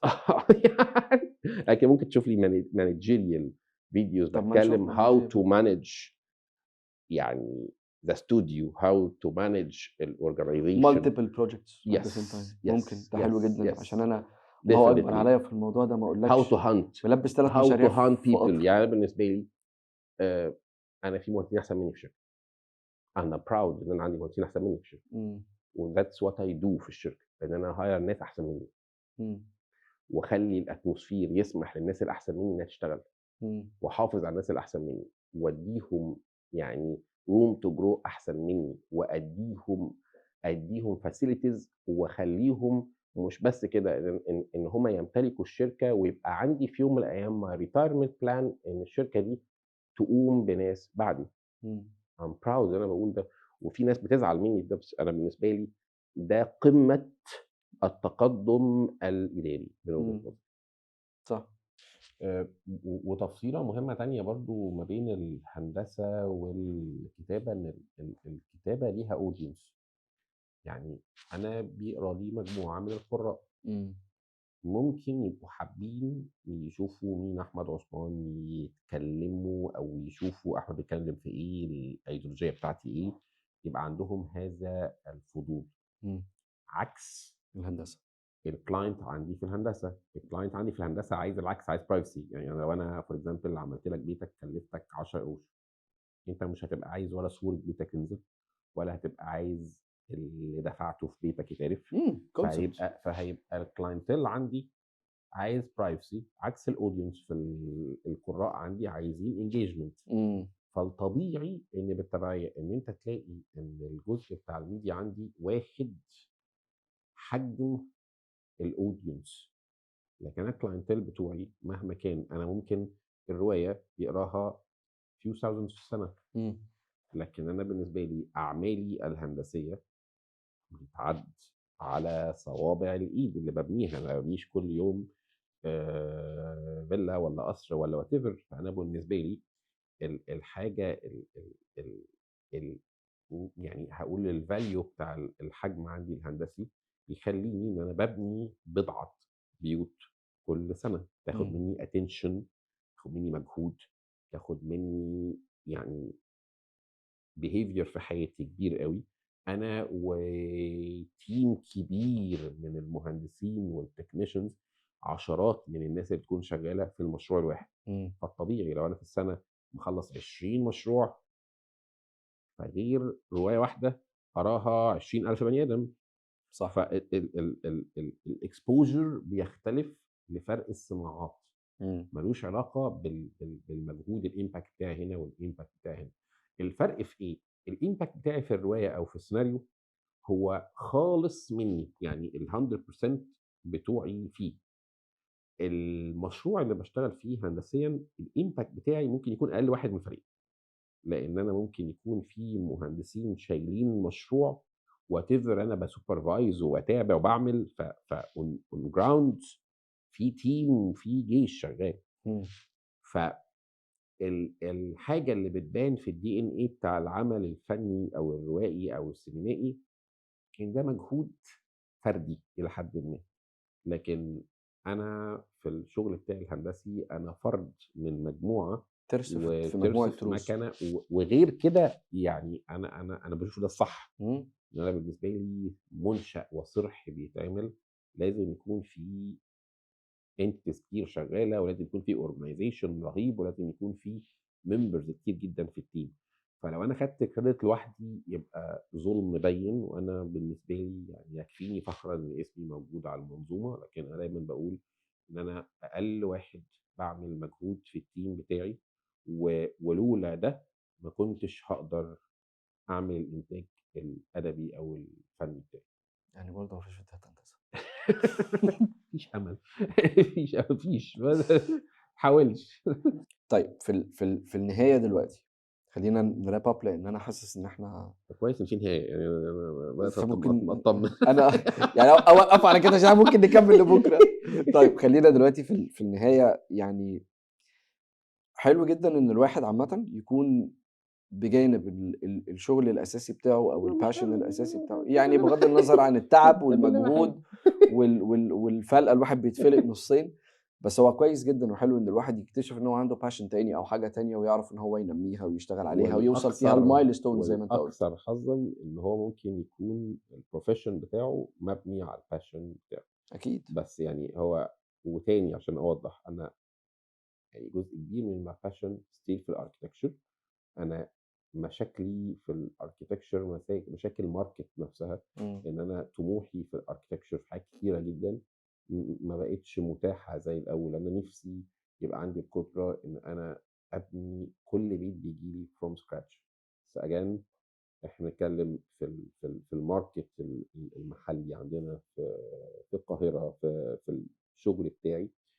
لظروف الrestrictions اللي بقت محطوطة كتير، إن هي ما بقاش في تعديلات كتير على الdevelopers دي إمم. مخلية إن كل اللي أنا عايز أعمله أحلامي بقت متقيدة شوية. لكن أنا بالنسبة لي literally my passion في الهندسة وفي الكتابة وفي أي حاجة ليها علاقة بالفن واحد. هي في ناس كده يعني بتبقى مش عايزة القيود بتاعة أيوه صح، الواحد زائد واحد يساوي 2. صح، فهي ولا موجودة في الهندسة ولا موجودة في الكتابة ولا موجودة في الرواية ولا ولا فأنا موجودة في بالنسبة لي سواء السيناريو. حساب يعني ده اللي عايز أوصل له يعني. إحنا بنحاول نليّسها. فعايزين أي حاجة مش تمام. شكرًا ليك يا عثمان، حبيبي بجد it والله was a مش عارف pleasure أشكرك it إزاي was على a pleasure it القعدة was a الجميلة اللي إحنا pleasure قعدناها دي بجد. وعلى الكلام أول مرة أقعد الوقت ده الfruitful كله. اللي إحنا أتمنى اتكلمناه ما ده. اقعدوش كده شكرًا يا جماعة، وأشوفكم في الحلقة الجاية من بودكاست، عشان إحنا لو فتحنا أكتر من كده حبيبي مش حبيبي هنخلص. ميرسي يا حبي.